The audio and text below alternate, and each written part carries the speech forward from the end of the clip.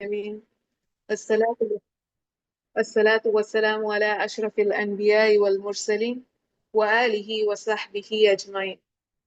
رب اشرح لي صدري ويسر لي أمري واحلل عقدة من لساني يفقه قولي. அஸ்ஸலாமு அலைக்கும் வரஹ்மத்துல்லாஹி வபரகாத்துஹு. கண்ணியமிக்க சகோதரிகளே, இந்த ரமலானுடைய மாதத்துல நம்முடைய வேலைகளையும் அமல்களையும் முடிச்சுட்டு அல்லாஹ்வுக்கு மிகவும் பிடித்தமான ஒரு மனிதரை பத்தி பேசுவதற்காக நம்ம இங்க எல்லாருமே ஒன்று கூடியிருக்கோம். அல்ஹம்துலில்லாஹ். எந்த அளவுக்கு பிடித்தமான மனிதர் அப்படின்னா, அவங்க மேல அல்லாஹ்வுடைய அருள் எப்பவுமே இருக்கும். மேலும் மலக்குமார்களும் அவங்க மீது அல்லாஹ் அருள் செய்வதற்காக துவா செஞ்சுக்கிட்டே இருப்பாங்க. அதனாலதான் அல்லாஹ் நமக்கு சொல்றான், அவங்களுடைய பேரை நம்ம கேட்கிறப்போ எல்லாமே ஸலவாத் சொல்ல சொல்லி நமக்கு கட்டளையிடுறான். இன்னல்லாஹ வல் மலாயிகத்து யுஸல்லூன அலன் நபி. இந்த நபியின் மீது அல்லாஹ் அருள் புரிகின்றான். மலக்குகளும் அவருக்காக அருளை தேடுகின்றனர். யா அய்யுஹல்லதீன ஆமனு ஸல்லு அலைஹி வஸல்லமு தஸ்லீமா. யா அய்யுஹல்லதீன ஆமனு, மோமீன்களை ஈமான் கொண்டோரே, நீங்களும் அவர் மீது ஸலவாத்து சொல்லி அவர் மீது சலாமும் சொல்லுங்கள். இதனால்தான் ஒவ்வொரு முறையும் முஹம்மது ஸல்லல்லாஹு அலைஹி வஸல்லம் நம்ம கேட்கிறப்போ மேல நம்ம ஸலவாத் சொல்றோம். இந்த உரையை தொடங்குறதுக்கு முன்னாடி நம்ம அனைவரும் நபி ஸல்லல்லாஹு அலைஹி வஸல்லம் அவங்க மீது ஸலவாத்தோட துவங்கலாம். திருப்பி நீங்க ரிப்பீட் பண்ணுங்க. அல்லாஹும்ம ஸல்லி அலா முஹம்மதின் வ அலா ஆலி முஹம்மத். அல்லாஹும்ம ஸல்லி அலா முஹம்மதின் வ அலா ஆலி முஹம்மத். அல்லாஹும்ம ஸல்லி அலா முஹம்மதின் வ அலா ஆலி முஹம்மத். அல்லாஹும்ம ஸல்லி அலா முஹம்மதின் வ அலா ஆலி முஹம்மத். அல்லாஹும்ம ஸல்லி அலா முஹம்மதின் வ அலா ஆலி முஹம்மத். ரசூலுல்லாஹ் முஹம்மது ஸல்லல்லாஹு அலைஹி வஸல்லம் அவங்களுடைய பண்புகளையும் அதிலிருந்து நம்ம தெரிஞ்சுக்க படிப்பினைகளையும் தான் அகிலத்தாரின் அருட்கொடை என்கிற தொடர் பயான் நிகழ்ச்சியில நம்ம கேட்டுட்டு இருக்கோம். இந்த வரிசையில நபி ஸல்லல்லாஹு அலைஹி வஸல்லம் அவங்க எப்படி நீதிக்கு இலக்கணமா வாழ்ந்து நம்மையும் வாழ வலியுறுத்தினாங்க அப்படின்னு இன்ஷா அல்லாஹ் தெரிஞ்சுக்குவோம். இஸ்லாம் என்பது நீதியினுடைய மார்க்கம். நீதியின் மேலதான் ஷரியத்தோட ஒவ்வொரு அடிப்படையுமே கட்டப்பட்டு. குர்ஆன்ல பல இடங்கள்ல அல்லாஹ் முஃமின்களை நீதியா நடந்து கொள்ளுங்கள் அப்படின்னும் தான் அநீதி இழைக்காதவன் எந்த அளவுக்குன்னா அநீதி இழைக்கிற தன் மீது ஹராக்கி இருக்கான். இவ்வாறு இந்த மார்க்கம் பற்றி வஹி வருவதற்கு முன்னதாகவே அல்லாஹ்வுடைய தூதர் ஸல்லல்லாஹு அலைஹி வஸல்லம் அவங்க எப்படி இருந்திருக்காங்க, மக்களுக்கு மத்தியில ரொம்ப நீதியா இருந்திருக்காங்க. அவங்களுடைய புனை பேரே அல் அமீன், நம்பிக்கைக்குரியவர் அப்படிங்கிறது தான். ஒரு மனிதர் பிரபல்யமாகிறது இலகுவான ஒரு செயல் தான். ஆனா ஒரு நல்ல விஷயத்துக்காக பிரபலமாகிறது ரொம்ப கஷ்டம். அந்த செயலை அவங்க வளமையா செஞ்சா மட்டும்தான் அந்த மனிதருக்கு அந்த பிரபல்யமும் அந்த புகழும் எப்பயுமே நிலைச்சிருக்கும். இப்ராஹிம் அலைஹிஸ்ஸலாம் அவங்களும் இஸ்மாயில் அலைஹிஸ்ஸலாம் அவங்களும் காபாவை கட்ட நூற்றாண்டுகள் அப்புறம் அரேபிய மக்கள் காபாவை திருப்பி அங்க இருக்கிற அரபு தலைவர்கள் மத்தியில ஒரு வாக்கு காபாவுல யாரு ஹஜருல் அஸ்வத் அப்படின்னு சொல்லக்கூடிய கருப்பு கல்ல வைக்கலாம், அது மிக புனிதமான கல் அப்படிங்கிறனாலையும் அது காபாவுல வச்ச கண்ணியம் கிடைக்கணும் என்பதற்காகவும் எல்லாருமே என்ன செய்றாங்க, தன்னுடைய கூட்டத்தினர் தான் வைக்கணும், என்னுடைய கூட்டத்தினர் வைக்கணும் அப்படின்னு எல்லாருக்கும் மத்தியில உறுதியா நிக்கிறாங்க. அவங்க எல்லாரும் சண்டை போட்டுக்கிறாங்க. அப்போ அந்த கூட்டத்துல இருந்த பெரியவர் ஒருத்தவங்க சொல்றாங்க, நம்ம யாரும் இந்த அஸ்வத் கல்லை வைக்கிறதுக்காண்டி சண்டை போட வேண்டாம். இந்த கல்லை யாரு வைக்கிறது அப்படின்னு இந்த காபாவுடைய எல்லைக்கு யார் முதல்ல நுழையிறாங்களோ இந்த எல்லைக்குள்ள நுழையிறவங்கள நம்ம தீர்ப்பு கேட்போம் அப்படின்னு சொல்லிட்டு அந்த மனிதர் சொல்றாங்க. மக்கள் எல்லாரும் அதுக்கு சரின்னு சொல்லிட்டு காத்துட்டு இருக்காங்க. அப்போதான் யார் வராங்க அப்படின்னா முஹம்மது நபி ஸல்லல்லாஹு அலைஹி வஸல்லம் அவங்க காபாவுடைய எல்லைக்குள்ள நுழையிறாங்க. இவங்களை பார்த்த மக்கள் எல்லாருமே அல் அமீன் வந்துட்டாங்க, அல் அமீன் வந்துட்டாங்க அப்படின்னு ரொம்ப மகிழ்ச்சி அடைகிறாங்க. நபி அவர்கள்ட்ட இந்த பிரச்சனைய அந்த மக்கள் எல்லாரும் கொண்டு வந்தப்போ நபிகளார் யோசிச்சு ஒரு போர்வையை எடுத்துட்டு வர சொல்றாங்க. போர்வைக்கு நடுவுல ஹஜ்ருல் அஸ்வத் அந்த கல்லை வச்சு போர்வையோட ஓரங்களை அந்த அரபு தலைவர்கள் இருக்காங்கல்ல அவங்க எல்லாரையும் அவங்க கூட்டத்தினருக்கு ஒருத்தவங்களை கூப்பிட்டு அந்த போர்வையை பிடிக்க சொல்றாங்க. எல்லா தலைவர்களும் அந்த கல்லை போர்வையின் மூலமா தூக்குறாங்க. நபி ஸல்லல்லாஹு அலைஹி வஸல்லம் அவங்க அந்த கல்லை முன்னாடி இருந்த இடத்துலயே வைக்க சொல்றாங்க. யாரு வைக்கிறதுன்னு சண்டை போட்டு இருந்த அந்த மக்கள் இடத்துல நபி ஸல்லல்லாஹு அலைஹி வஸல்லம் அவங்க இந்த தீர்ப்பளிச்சதை கண்டு அவங்க எல்லாருமே ரொம்ப திருப்தி அடைகிறாங்க.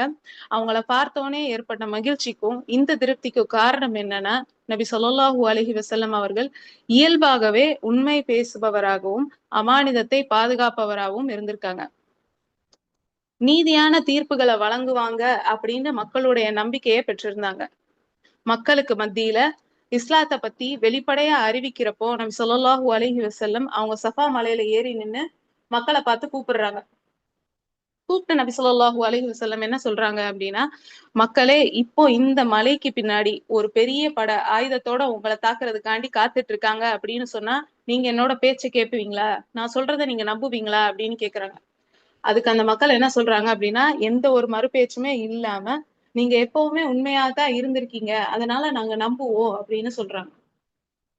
இவ்வாறான முஹம்மது ஸல்லல்லாஹு அலைஹி வஸல்லம் அவங்க இஸ்லாம் வந்ததுக்கு அப்புறம் மேலும் நீதியை நிலைநாட்டுவதற்காக தான் நீதி வழங்குறப்போ நபி ஸல்லல்லாஹு அலைஹி வஸல்லம் அவங்க இனம், மதம், குலம், வயதுன்னு எந்த ஒரு பாகுபாடுமே பார்த்ததில்ல.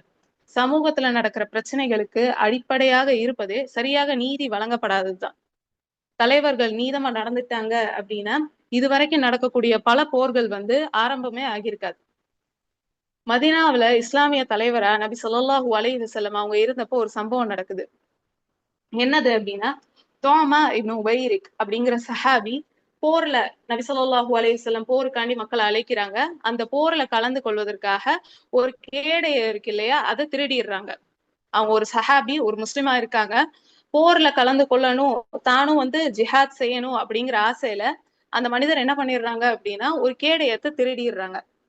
அத ஒரு யூதருடைய வீட்டுல அந்த சஹாபி ஒளிச்சு வச்சிடுறாங்க. திருட்டு நடந்ததை விசாரணை செய்யறப்போ இந்த யூதர் வீட்டுல அந்த கேடயம் இருக்கிறது மக்களுக்கு தெரிய வருது. உடனே அந்த யூதரை எல்லாரும் குற்றவாளி அப்படின்னு சொல்றாங்க. அந்த யூதர் அந்த குற்றத்துல இருந்து தப்பிக்கிறதுக்காண்டி என்ன செய்யறாங்க அப்படின்னா, திருடினது தான் அப்படின்னு நிரூபிக்கிறதுக்காக உண்மையான திருடனை தேடி கண்டுபிடிக்க முயற்சிக்கிறாங்க. அதே மாதிரியே தோமா திருடினாங்க அப்படின்னு அவங்களுக்கு தெரிஞ்சுக்குது. அவங்க தெரிஞ்சுக்கிட்டதுக்கு அப்புறம் என்ன பண்றாங்க, தோமா பயத்துல நபி ஸல்லல்லாஹு அலைஹி வஸல்லம் அவங்க கிட்ட போய், யா ரசூலல்லாஹ், நான் ஒரு முஸ்லிமா இருக்கேன், நான் இந்த மாதிரி ஒரு தவறு செஞ்சுட்டேன், நீங்க அந்த யூதருக்கு எதிர்த்து எனக்காண்டிதான் நீங்க பேசணும் அப்படின்னு சொல்றாங்க. நான் தான் நிரபராதி அப்படின்னு நீங்க அறிவிக்கணும்னு தோமா என்ன பண்றாங்க அப்படின்னா நபி ஸல்லல்லாஹு அலைஹி வஸல்லம் அவங்க கிட்ட சொல்றாங்க. அப்ப நபி ஸல்லல்லாஹு அலைஹி வஸல்லம் அவங்களுக்கு வஹி வருது. லா தகுல் லில் ஹாயினீன ஃபஸீமா, நபியே, மோசடி செய்வோருக்கு வாதாடுபவராக நீங்கள் ஆகிவிடாதீர்கள் அப்படின்னு அல்லாஹ் நபி ஸல்லல்லாஹு அலைஹி வஸல்லம் அவங்களுக்கு வஹியை இறக்குறான். இதன் மூலமாக நபி அவர்கள் தோமா தான் தவறு செஞ்சிருக்காங்க அப்படிங்கறத தெரிஞ்சுக்கிறாங்க. இந்த இடத்துல நபிகள் ஸல்லல்லாஹு அலைஹி வஸல்லம் அவங்க என்ன செய்யலாம், முஸ்லிம்களுடைய பெயர் கெட்டு போயிரும், அவங்களுக்கு நம்ம மேல இருக்கிற நம்பிக்கை போயிரும், சஹாபாக்கள் நான் அவங்கள பாதுகாக்கல அப்படின்னா என்ன நம்ப மாட்டாங்க அப்படின்னு சொல்லிட்டு தோமா குற்றவாளி இல்ல அப்படின்னு சொல்லியிருக்கான். ஆனா நபி ஸல்லல்லாஹு அலைஹி வஸல்லம் இந்த இடத்துல என்ன பண்றாங்க அப்படின்னா தோமா குற்றவாளி சொல்லி அந்த யூதர் குற்றவாளின்னு அறிவிச்சிடுறாங்க. அந்த முஸ்லிம் திருடன இஸ்லாத்துக்காக தான் அவங்களும் தானும் போர் செஞ்சு ஜிஹாத ஒரு ஷஹீத ஆகணும் அப்படிங்கிற ஆசைனாலதான் அப்படின்னாலும் அவங்களோட நோக்கம் நல்லதா இருந்தாலும் ஆட்சி நடக்கக்கூடிய மதினால யூதர்களுக்கு ஆதரவா யார் இல்லைனாலும் நபி ஸல்லல்லாஹு அலைஹி வஸல்லம் இங்க எப்படி இருந்திருக்காங்க, நீதமா தான் இருந்திருக்காங்க. அது போல இன்னொரு ஒரு சம்பவத்துல யூதர்கள் அதிகமாக இருக்கக்கூடிய ஹைபர் அப்படிங்கிற இடத்துக்கு நபி ஸல்லல்லாஹு அலைஹி வஸல்லம் 2 சஹாபாக்களை அனுப்புறாங்க. பொதுவா அந்த காலத்துல நபி ஸல்லல்லாஹு அலைஹி வஸல்லம் ஆட்சி செஞ்சப்ப என்ன ஆகுது அப்படின்னா மக்கள் கிட்ட போய் ஜக்காத்தை வசூலிக்க ஆட்கள் அனுப்புவாங்க. நபி ஸல்லல்லாஹு அலைஹி வஸல்லம் மதீனால இருப்பாங்க. அதை சுத்தி இருக்கிற ஊர்கள்ல நபி ஸல்லல்லாஹு அலைஹி வஸல்லம் ஜக்காத் வசூலிக்கிறதுக்காண்டி என்ன பண்ணுவாங்க அப்படின்னா சஹாபாக்களை யாராவது 2 பேர் 3 பேர் அது மாதிரி அனுப்பிச்சு விடுவாங்க. அவங்க என்ன பண்ணுவாங்க, அந்த ஜக்காத்தை வசூலிச்சு நபி ஸல்லல்லாஹு அலைஹி வஸல்லம் அவங்க கிட்ட கொடுப்பாங்க. அது மாதிரி ஹைபர் அப்படிங்கிற ஒரு இடத்துக்கு போறாங்க. அந்த ஹைபர்ல முழுமையாகவே யார் இருக்காங்க, யூதர்கள் தான் இருக்காங்க. யூதர்கள் அதிகமா வாழக்கூடிய ஒரு இடம். மதீனால இருந்து விரட்டப்பட்ட யூதர்கள் எல்லாருமே எங்க இருக்காங்க அப்படின்னா ஹைபர்ல தான் இருக்காங்க. சோ நபி ஸல்லல்லாஹு அலைஹி வஸல்லம் என்ன பண்றாங்க அப்படின்னா ஹைபருக்கு அப்துல்லா இப்னு சஹல் அப்படிங்கிற சஹாபி அனுப்புறாங்க. அவங்களுக்கு கூட ஜக்காத் வசூலிக்க யார் அனுப்புறாங்க அப்படின்னா அவங்களுடைய சகோதரர் அப்துர் ரஹ்மான் இப்னு சஹல் அவங்களும் போறாங்க. சைபர்ல என்ன ஆகுது அப்படின்னா யூதர்கள் வந்து அநியாயமா அப்துல்லா இப்னு சஹல் அவங்கள வந்து கொன்னுடுறாங்க. ஆனா யாரு கொன்னாங்க அப்படின்ட்டு யாருக்குமே தெரியல. அப்துல் ரஹ்மான் நபி ஸல்லல்லாஹு அலைஹி வஸல்லம் அப்துல் ரஹ்மான் இப்னு சஹல் வந்து என்ன சொல்றாங்க நபி ஸல்லல்லாஹு அலைஹி வஸல்லம் கிட்ட, இப்படி என்னோட சகோதரரை யூதர்கள் வந்து கொன்னுட்டாங்க. யூதர்களால என்னோட சகோதரர் வந்து கொல்லப்பட்டாரு யா ரசூலல்லாஹ் அப்படின்னு சொல்லிடுறாங்க. அதுக்கு நபி ஸல்லல்லாஹு அலைஹி வஸல்லம் சொல்றாங்க, யார் அவங்க கொன்னாங்கன்னு, யாரு அப்துல்லா இப்னு சஹல கொன்னாங்க அப்படின்னு உங்களால சாட்சி சொல்ல முடியுமா அப்படின்னு கேக்குறாங்க. அப்துல் ரஹ்மான் என்ன சொல்றாங்க அப்படின்னா, இல்ல யா ரசூலல்லாஹ் என்னால வந்து அவங்கள அடையாளம் காட்டவும் முடியாது, அவங்களுக்காண்டி சாட்சி சொல்லவும் முடியாது. ஏன்னா அவங்க யாரு கொன்னாங்க அப்படின்னு எனக்கு தெரியல அப்படின்னு சொல்றாங்க. அப்துல்லா இப்னு சஹல் இருக்காங்க இல்லையா, அவங்கள தாக்கப்பட்டதுக்கு அப்புறம் என்ன பண்றாங்க அப்படின்னா, யூதர்கள் வந்து வேற ஒரு இடத்துல ஒரு ஊர் இருக்கிற மாதிரி இடத்துல அவங்களோட உடல் எரியப்பட்டு அவங்க அங்க அந்த இடத்துல இருக்காங்க. அப்துல் ரஹ்மான் வந்து பின்னாடி அப்புறம் இதெல்லாம் நடந்ததுக்கு அப்புறம் சஹல வந்து பார்த்து அவங்களோட சகோதரர் வந்து கொல்லப்பட்டாங்க அப்படின்னு தெரிஞ்சுக்கிறாங்க. இந்த காரணத்தினால அப்துல் ரஹ்மான் இப்னு சஹல் என்ன சொல்றாங்க, யார சொல்லலாம் எனக்கு அடையாளம் காட்ட முடியாது. இந்த மாதிரி ஒரு இடத்துலதான் என்னோட சகோதரரோட உடலை நான் கண்டெடுத்தேன் அப்படின்னு சொல்றாங்க. இந்த பிரச்சனையை வந்து நபி ஸல்லல்லாஹு அலைஹி வஸல்லம் என்ன பண்றாங்க அப்படின்னா யூதர்கள் கிட்ட கொண்டு போறாங்க. யூதர்கள் கிட்ட நபி ஸல்லல்லாஹு அலைஹி வஸல்லம் இப்படி உங்க இடத்துல நீங்க அதிகமா வாழக்கூடிய ஒரு இடத்துல ஒரு முஸ்லிம் கொல்லப்பட்டிருக்காங்க அப்படின்னு தெரிஞ்சதுக்கு அப்புறம் நீங்க இதுக்கு என்ன பதில் சொல்றீங்க அப்படின்னு அங்க இருக்கிற யூத தலைவர்கள் கேட்கிறாங்க. அதுக்கு யூத தலைவர்கள் எல்லாரும் என்ன சொல்றாங்க அப்படின்னா, எங்களுக்கும் அந்த கொலைக்கும் எந்த சம்பந்தமும் இல்ல. அவர் எப்படி இறந்து போனாங்க அப்படின்னு எங்களுக்கு தெரியாது அப்படின்னு சொல்றாங்க. நபி ஸல்லல்லாஹு அலைஹி வஸல்லம் அவங்க வந்து அப்துல் ரஹ்மான பார்த்து, அவங்க யூதர்களால தான் கொல்லப்பட்டாங்கன்னு உங்களுக்கு கன்ஃபார்மா தெரியுமா? உங்களுக்கு நிச்சயமா தெரியுமா? அப்படின்னு சொல்லிட்டு கேட்டு, நீங்க உங்களுக்கு தெரியும் அப்படின்னா ஏதாவது ஆம், சாட்சி கொண்டு வாங்க அப்படின்னு சொல்றாங்க. ஆனா அப்துல் ரஹ்மான் கிட்ட எந்த ஒரு சாட்சியும் இல்ல. சாட்சி இல்ல அப்படின்னா நீங்க சத்தியம் செய்யுங்க. அல்லாஹ்வின் மீது சத்தியம் செய்யுங்க. அங்கதான் யூதர்களோட இடத்துல தான் வந்து அப்துல்லா இப்னு சஹல் கொல்லப்பட்டாங்க அப்படிங்கிறதுக்கு சத்தியம் செய்யுங்க அப்படின்னு சொல்றாங்க. அதே மாதிரியே அவங்களும் சத்தியம் செஞ்சுறாங்க. பிறகு யூதர்கள்ட்ட சொல்றாங்க, யூதர்கள் எங்களுக்கும் இதுக்கும் சம்மந்தம் இல்லைன்னு சொன்னோம். யூதர்களையும் வந்து நீங்க சத்தியம் செய்யுங்க அப்படின்னு சொல்றாங்க. இப்ப என்ன ஆகுது அப்படின்னா அப்துல்லா இப்னு சஹல் இருக்காங்க இல்லையா, அவங்களுடைய குடும்பத்தினர் வந்து நபி ஸல்லல்லாஹு அலைஹி வஸல்லம் கிட்ட முறையிடுறாங்க. யா ரசூலல்லாஹ் யூதர்களோட சாட்சியை நாங்க எப்படி நம்புறது? யூதர்கள் வந்து சத்தியம் செய்யறாங்க அப்படின்னா நாங்க எப்படி ஏத்துக்கிறது? அவங்க கண்டிப்பா போய் தான் சொல்லுவாங்க அப்படின்னு சொல்றாங்க. இப்ப இது ஒரு இக்கட்டான சூழ்நிலை ஆகுது. அநியாயமா கொலை செய்யப்பட்டாங்கன்னா, அவங்களுக்கு பகரமா வந்து ஒண்ணு மறுபடியும் யார் கொலை செஞ்சாங்களோ அவங்கள கொலை செய்யணும். அவங்களுக்கு மரண தண்டனை கிடைக்கணும். அப்படி இல்ல அப்படின்னா, கொலையாளி கொலை செய்யப்பட்ட குடும்பத்துக்கு நிவாரணத் தொகை வந்து ஏதாவது குடுக்கணும். கொல்லப்பட்டவருக்கும் அவங்களோட குடும்பத்துக்கும் இங்க நீதி கிடைக்கணும். ஆனா யூதர்கள் இங்க என்ன சொல்றாங்க, நாங்க எந்த கொலையுமே செய்யல, எங்களுக்கும் இதுக்கும் எந்த சம்பந்தமும் இல்ல அப்படின்னு சத்தியம் செஞ்சு சொல்றாங்க. அதனால யாரு கொலை செஞ்சாங்கன்னு தெரியாம தண்டனையும் நபி ஸல்லல்லாஹு அலைஹி வஸல்லம் அவங்களால கொடுக்க முடியாது. ஏன் அப்படின்னா யூதர்களுக்கும் முஸ்லிம்களுக்கும் நடுவுல ஹைபர்ல தான் பெரிய ஒரு போர் நடந்திருக்கு. 2 இடத்துலயுமே நிறைய இழப்புகள் ஏற்பட்டிருக்கு. இப்படிப்பட்ட ஒரு பெரிய போருக்கு அப்புறமும் திரும்பவும் யூதர்களோட நம்ம போர் செய்யக்கூடிய வாய்ப்புகள் இருக்கு அப்படிங்கிறதுனால நபி ஸல்லல்லாஹு அலைஹி வஸல்லம் அவங்க என்ன பண்றாங்க அப்படின்னா இத பத்தி யோசிச்சுட்டே இருக்காங்க. இந்த மாதிரி ஒரு சூழ்நிலையில நீங்க எல்லாரும் என்ன செய்வீங்க? இப்ப நீங்க தான் நபி ஸல்லல்லாஹு அலைஹி வஸல்லம் அவங்களோட இடத்துல இருக்கீங்க. நீங்க அந்த இடத்துல என்ன செய்வீங்க? சாட் பாக்ஸ்ல சொல்லுங்க.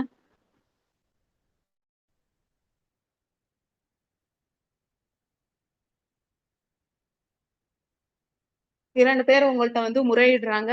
இந்த மாதிரி ஒருத்தர் வந்து அவங்க தான் வந்து கொன்னாங்க அப்படின்னு சொல்றாங்க. இன்னொருத்தவங்க வந்து இல்ல நாங்க கொல்லல அப்படின்னு சத்தியம் செய்றாங்க.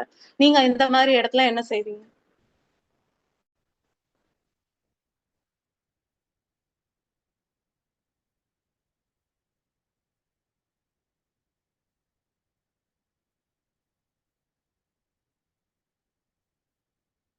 ஓகே. முஹம்மது ஸல்லல்லாஹு அலைஹி வஸல்லம் அவங்க வந்து இந்த இடத்துல என்ன பண்றாங்க? இன்னொரு பெரிய போர் வந்துடக்கூடாது அப்படி இல்லாம வந்து விட்டுறாங்க. அநியாயம் செய்யப்பட்ட குடும்பத்திற்கு கிடைக்கணும் அப்படிங்கிறதுக்காண்டி என்ன பண்ணாங்க அப்படின்னா பைத்துல் மால் இருக்கு இல்லையா, ஜக்காத் எல்லாத்தையும் கலெக்ட் பண்ணி ஒரு இடத்துல வச்சிருப்பாங்கல்ல, அது எல்லாத்தையுமே சேகரிச்சு அந்த பைத்துல் மால்ல இருந்து ஒட்டகங்களை கொலை செய்யப்பட்ட அப்துல்லா இப்னு சஹல் குடும்பத்திற்கு நிவாரணமா கொடுக்குறாங்க. 100 ஒட்டகங்கள் அப்படின்னா இப்போ இலகுவா இருக்கிற மாதிரி இப்போ வந்து ஒரு 5 மில்லியன் மாதிரி நீங்க பாத்துக்கோங்க. அளவுக்கு ஒட்டகங்களோட இந்த இடத்துல நம்ம யோசிக்கலாம். அல்லாஹ் ஜிப்ரீல் அலைஹிஸ்ஸலாம் அவங்க மூலமா வந்து வஹி அனுப்பி யார் கொலை செஞ்சாங்க அப்படின்னு நபி ஸல்லல்லாஹு அலைஹி வஸல்லம்க்கு அறிவிச்சிருக்கலாம். அப்படி அறிவிச்சாங்க அப்படின்னா இந்த மாதிரி வந்து நபி ஸல்லல்லாஹு அலைஹி வஸல்லம் வந்து ஆஹ் ஒட்டகங்கள் கொடுக்க வேண்டிய அவசியம் இல்ல. அதே மாதிரியே கொலையாளியும் தண்டிக்கப்பட்டிருப்பாங்க அப்படின்னு நம்ம எல்லாரும் யோசிக்கலாம். ஆனா யூதர்கள் எப்படி இருந்தாங்க அப்படின்னா நபி ஸல்லல்லாஹு அலைஹி வஸல்லம் அவங்க வந்து ஒரு தூதர் அப்படிங்கிறதே நம்பல. அல்லாஹ்வுடைய தூதர் அப்படின்னு அவங்க நம்பாத காரணத்தினால அவங்க வந்து வகித்துல இருக்காங்க. சோ அல்லாஹ்வுடைய தூதர் நம்பாதப்போ அவங்களுக்கு வஹி அப்படின்னு சொன்னா அவங்களால நம்ப முடியுமா? அவங்க கையில அவங்க கண்ணால பாக்குற மாதிரி ஏதாவது ஒரு ஆதாரத்தை தான் கேட்பாங்க. 2க்கும் சூழ்நிலை இருந்ததுனால நபி ஸல்லல்லாஹு அலைஹி வஸல்லம் அவங்க தன்னுடைய பள்ளிக்கான செல்வத்துல இருந்து கொடுத்து அந்த பிரச்சனைக்கான தீர்வை கொடுக்குறாங்க. ஜகாத்த வரியா வாங்கக்கூடிய பணத்துல அந்த அரசர்களும் அமைச்சர்களும் தன்னுடைய கோட்டை தன்னுடைய நகரை சுத்தி ரொம்ப பலமான ஒரு இடம் இருக்கணும் அப்படிங்கிறதுக்காண்டியோ அந்த ஜகாத்துடைய வரி பணத்தை வந்து அவங்க பயன்படுத்திக்கிட்டு இருந்தாங்க. ஆனா நபி ஸல்லல்லாஹு அலைஹி வஸல்லம் அந்த அரசர்கள்லாம் இப்படி இருந்தப்போ அந்த பணத்தை எந்த இடத்து மக்கள் கிட்ட இருந்து வாங்கினாங்களோ அதே இடத்துல நபி ஸல்லல்லாஹு அலைஹி வஸல்லம் திருப்பி கொடுத்தாங்க. நகரத்துல இருந்து வாங்குறாங்களா? நகர மக்கள்ல இருக்கிற பணக்காரங்க இருந்து நபி ஸல்லல்லாஹு அலைஹி வஸல்லம் அந்த பணத்தை வாங்கினாங்க அப்படின்னா நகர மக்கள் இருக்காங்க இல்லையா, அவங்கள இருக்கிற ஏழைகளுக்கு தான் அந்த பணத்தை கொடுத்தாங்க. அதே மாதிரி நபி ஸல்லல்லாஹு அலைஹி வஸல்லம் ஒரு கிராமத்துல இருந்து வாங்குறாங்க அப்படின்னா அவங்க வந்து அந்த கிராமத்துல இருக்கிற ஏழைகளுக்காண்டிதான் அந்த பணத்தை கொடுத்தாங்க. ஏன் அப்படின்னா ஒரு இடத்துல இருந்து இன்னொரு பதிலா இன்னொரு இடத்துல வந்து சதக்கா குடுக்கறதுக்கு பதிலா நீங்க இருக்கிற இடத்துலயே உங்களுக்கு சுத்தி இருக்கிற இடத்துலயே வந்து அந்த சதக்கா முதல்ல போகணும் அப்படிங்கிற காரணத்துக்குனாலதான். செல்வத்தோட விஷயத்துல ஒரு நாட்டு தலைவரா இருந்தாலும் வசூலிக்கப்பட்ட செல்வத்துல ஒரு பேரித்தம்பள அளவுக்கு கூட நபி ஸல்லல்லாஹு அலைஹி வஸல்லம் அவங்க அவங்களுக்காண்டியோ அல்லது அவங்களுடைய குடும்பத்தினருக்காகவோ எடுத்தது கிடையாது. தமக்கு கஷ்டமான எதுவும் ஒரு சூழ்நிலை நீதியாளராகவே நபி ஸல்லல்லாஹு அலைஹி வஸல்லம் அவங்க இருந்திருக்காங்க. ஒரு தலைவரா அவங்க எவ்வளவு தேவைனாலும் அவங்களோட பைத்துல் மால்ல இருந்து எடுத்திருக்கலாம். ஆனா நபி ஸல்லல்லாஹு அலைஹி வஸல்லம் அவங்க அந்த மாதிரி எதுவுமே செய்யல. காசுடைய விஷயத்துல பணத்தினுடைய விஷயத்துல நபி ஸல்லல்லாஹு அலைஹி வஸல்லம் அவங்க ரொம்ப கவனமாகவும் அல்லாஹ்வுக்கு அவங்க பதில் சொல்லணும் அப்படிங்கிறதுனால இல்லாம நீதியாகவும் உடன்படிக்கைக்கு பிறகு நிறைய பேரு இஸ்லாத்தை ஏத்துக்கிறாங்க. புது முஸ்லிம்களுக்கும் மத்தியில ஹுதைபியா அப்படிங்கிற இடத்துல ஒரு உடன்படிக்கையை வந்து எழுதுறாங்க. என்ன எழுதுறாங்க அப்படின்னா நபி ஸல்லல்லாஹு அலைஹி வஸல்லம் அவங்க கிட்ட வந்து மக்கால இருந்து தப்பிச்சு நிறைய முஸ்லிம்கள் எதுவும் ஓடி இருப்பாங்க இல்லையா. இப்ப வந்து என்ன ஆகுது, நபி ஸல்லல்லாஹு அலைஹி வஸல்லம் அவங்க மதீனால இருக்காங்க. குறைஷிகள் எல்லாருமே மக்கால இருக்காங்க. முஸ்லிம் ஆகிறவங்க எல்லாரும் மதீனால வந்து தஞ்சம் புகுறாங்க. இதை தெரிஞ்ச குறைஷிகள் என்ன பண்றாங்க அப்படின்னா நபி ஸல்லல்லாஹு அலைஹி வஸல்லம் தேடி மக்காவில இருந்து எந்த ஒரு மனிதர் வந்தாலும் எந்த ஒரு முஸ்லிமா மாறி தான் வரேன் அப்படின்னு சொல்லிட்டு மதீனாவுக்கு வந்தாலும் நபி ஸல்லல்லாஹு அலைஹி வஸல்லம் என்ன பண்ணணும்னு சொல்றாங்கன்னா அந்த மனிதரை வந்து அவங்க திருப்பி அனுப்பிச்சிடணும் அப்படின்னு. இந்த மாதிரி அவங்க திருப்பி அனுப்புறதுனால மக்களுக்கு மத்தியில வந்து என்ன ஆகும், நம்மளுடைய தூதர் வந்து நம்ம நம்பி போறோம் ஆனா என்ன பண்றாங்க அவங்க நம்மள திருப்பி அனுப்பிச்சிடுறாங்க. திருப்பி நம்ம கொடுமை செய்யப்படக்கூடிய இடத்துக்கே வந்து நபி ஸல்லல்லாஹு அலைஹி வஸல்லம் அனுப்பிச்சிடுறாங்க அப்படின்னு பேர் வர்றதுக்கான வாய்ப்புகளும் நிறைய இருக்கு. ஆனா உடன்படிக்கைப்படி அந்த முஸ்லிம்களை குறைஷிகள்கிட்டயே அனுப்பணும் அப்படிங்கிறதுக்காக நபி ஸல்லல்லாஹு அலைஹி வஸல்லம் வந்து மிகுந்த மன கஷ்டத்தோட அவங்களை என்ன பண்றாங்கன்னா திருப்பி அனுப்பிச்சிடுறாங்க. அநியாயமான அது ஒப்பந்தம்னு தெரிஞ்சாலும் நபி ஸல்லல்லாஹு அலைஹி வஸல்லம் அவங்க குறைஷிகளுக்கும் முஸ்லிம்களுக்கும் அடுத்த 5 வருடம் போர் வராது இந்த ஒப்பந்தத்தை அவங்க நபி ஸல்லல்லாஹு அலைஹி வஸல்லம் கையெழுத்து போட்டாங்க அப்படின்னா அடுத்த 5 வருடங்களுக்கு குறைஷிகளும் முஸ்லிம்களும் அப்படின்னு சொன்ன காரணத்துக்காக நபி ஸல்லல்லாஹு அலைஹி வஸல்லம் என்ன பண்றாங்கன்னா தன்னுடைய இடத்துல அநியாயம் செய்யப்படக்கூடிய இடத்துல அவங்க இருந்தாலும் நபி ஸல்லல்லாஹு அலைஹி வஸல்லம் அந்த ஒப்பந்தத்தின்படி நீதியா நடந்துக்கிறாங்க. ஒரு உயர்குலத்து பெண்மணி நபி ஸல்லல்லாஹு அலைஹி வஸல்லம் பெண்மணி என்ன பண்ணிடுறாங்கன்னா திருடிடுறாங்க. ஒருத்தவங்க வீட்டுல இருந்து திருடிடுறாங்க. இந்த விவரம் நபி ஸல்லல்லாஹு அலைஹி வஸல்லம் அவங்களுக்கு தெரியும். நபி ஸல்லல்லாஹு அலைஹி வஸல்லம் என்ன பண்றாங்க அப்படின்னா திருட்டுக்கு என்ன தண்டனையா கொடுப்பாங்க, அவங்களோட கையை வந்து வெட்டுவாங்க. அதே மாதிரி அந்த பெண்ணோட கையையும் வெட்ட ஆணையிடுறாங்க. எல்லாருமே சொல்றாங்க அப்படின்னா, பெண்மணி யார் சேர்ந்தவங்க அப்படின்னா ஒரு உயர் குலத்தவங்க. ஒரு உயர்வான குலத்துல இருக்கிற பெண்மணியை வந்து நம்ம பகிர்ந்துட்டோம் அப்படின்னா அந்த குலத்தையே நம்ம வேண்டியது அப்படின்னு சொல்லிட்டு என்ன பண்றாங்க அப்படின்னா அந்த தண்டனையை வந்து கொடுக்க வேணாம், யார சொல்லலாம், அவங்களுக்கு வந்து லேசா தண்டனையா கொடுங்க அப்படிங்கிற மாதிரி சொல்றாங்க. இதை கேட்டதுமே நபி ஸல்லல்லாஹு அலைஹி வஸல்லம் அவங்க ரொம்ப கோவமாயிடுறாங்க. எந்த அளவுக்கு அப்படின்னா, உங்களுக்கு முன்னாடி வந்த சமூகங்கள் அழிந்த காரணம் என்ன அப்படின்னா, தன்னோட திருடுறவங்க, தவறு செய்யறவங்கல்ல யாராவது பலமா இருந்தாங்க அப்படின்னா எந்த தண்டனையுமே இல்லாம அந்த மக்களை வந்து என்ன செஞ்சாங்க அப்படின்னா விழிச்சிருக்காங்க. அதே நேரம் ரொம்ப அதிகமா தண்டனை கொடுத்தாங்க. அதனால நபி ஸல்லல்லாஹு அலைஹி வஸல்லம் என்ன சொல்றாங்க அப்படின்னா, அல்லாஹ்வின் மீது சத்தியமாக என்னுடைய ஃபாத்திமா திருடினாலும் நான் அவர்களுடைய கையை துண்டிப்பேன் அப்படின்னு நபி ஸல்லல்லாஹு அலைஹி வஸல்லம் அவங்க வந்து சொல்றாங்க. இப்போ சொல்லுங்க சகோதரிகளே, ஒரு நல்ல தலைவருக்கான அடையாளமா எதை சொல்லலாம்?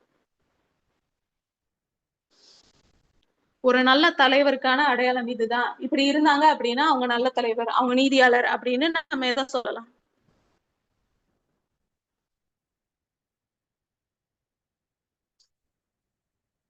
சேட் பாக்ஸ்ல யாரும் பதில் சொல்றீங்களா?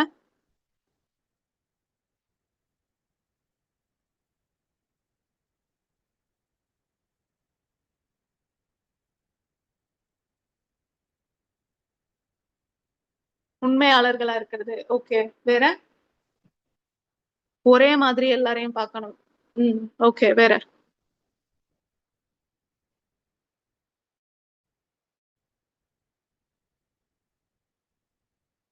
நீதியா இருக்கிறது.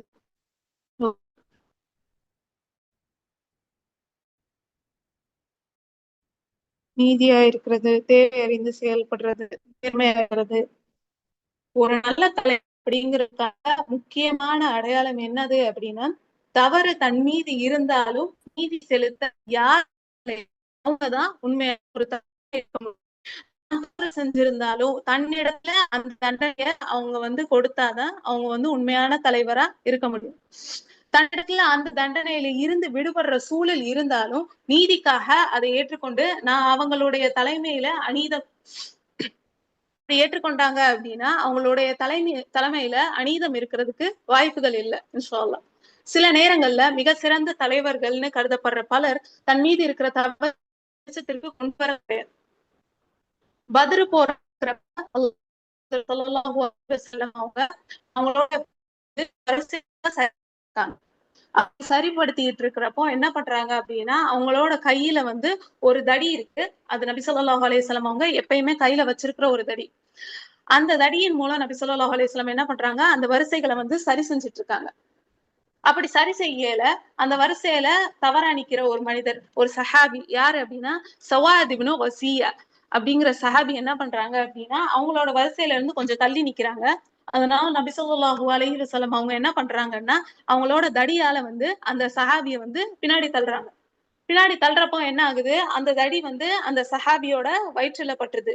அப்போ அந்த சஹாபி என்ன சொல்றாங்க அப்படின்னா நபி ஸல்லல்லாஹு அலைஹி வஸல்லம் இவங்க பக்கத்துல வர்றப்போ யா ரசூலல்லாஹ் உங்களுடைய தடி வந்து என் மேல பட்டுச்சு, அதனால நான் மறுபடியும் அடிக்கணும் அப்படின்னு சொல்றாங்க. கணியத்திற்குரிய சகோதரிகளே, அந்த இடத்துல நபி ஸல்லல்லாஹு அலைஹி வஸல்லம் அவங்க ஒரு போர்படையுடைய தலைவர். எந்த ஒரு தளபதியும் தன்னுடைய படை வீரர் இந்த மாதிரி சொல்றப்போ கண்டிப்பா கோவப்படுவாங்க. நபி ஸல்லல்லாஹு அலைஹி வஸல்லம் வரிசையை சரி செய்வதற்காக தவிர்த்து வேற எந்த ஒரு காரணத்துக்காண்டியும் அந்த சஹாபிய காயப்படுத்தல. ஆனாலும் நபி ஸல்லல்லாஹு அலைஹி வஸல்லம்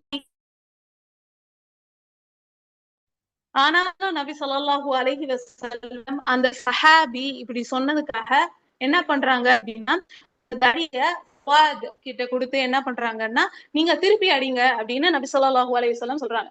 அத வாங்கின சவாத் சொல்றாங்க,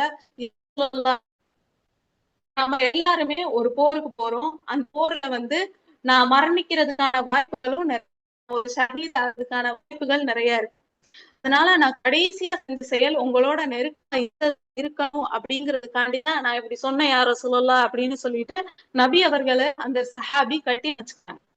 இதே மாதிரி இன்னொரு ஒரு அறிவிப்புல என்ன வருதுன்னா, நபி ஸல்லல்லாஹு அலைஹி வஸல்லம் சக்கராத்ல இருக்கிறப்போ வந்து மெதுவா நடந்து பள்ளி மரணம் நெருங்க நெருங்க அவங்களால நடக்க கூட முடியல. கூட ஒரு சஹாபா வந்து அவங்கள வந்து தூக்கிட்டாங்க. பள்ளியில மிம்பர்ல ஏறி நின்று நபி ஸல்லல்லாஹு அலைஹி வஸல்லம் கேக்குறாங்க, நான் யாருக்கும் பணம் தர வேண்டியது இருந்துச்சு அப்படின்னா, நான் யாருக்கும் பணம் தர வேண்டியது இருந்தாலோ, அநீதி இழைத்திருந்தாலோ, எவருடைய கண்ணியம் அல்லது உரிமைகளை பறித்திருந்தாலோ, என்னுடைய உடல் இப்போது இங்கு உள்ளது. எந்த விதத்துல நான் உங்களுக்கு தீங்கு செஞ்சிருந்தேன் அப்படின்னாலும், என்னோட உடம்பு இங்கதான் இருக்கு. அதனால யாரேனும் பழி தீர்த்துக் கொள்ள வேண்டும் என்றால் இப்போது நீங்கள் செய்து கொள்ளலாம் அப்படின்னு சொல்றாங்க. இத கேட்ட உடனே மக்கள்ல ஒரே ஒருத்தவங்க மட்டும், "யா ரசூலல்லாஹ், நீங்க எனக்கு சில திரகங்கள் வந்து நீங்க என்ட்ட கடன அத நீங்க எனக்கு திருப்பி தரவே இல்ல யா ரசூலல்லாஹ். நீங்க எனக்கு அத திருப்பி குடுங்க" அப்படின்னு கேக்குறாங்க.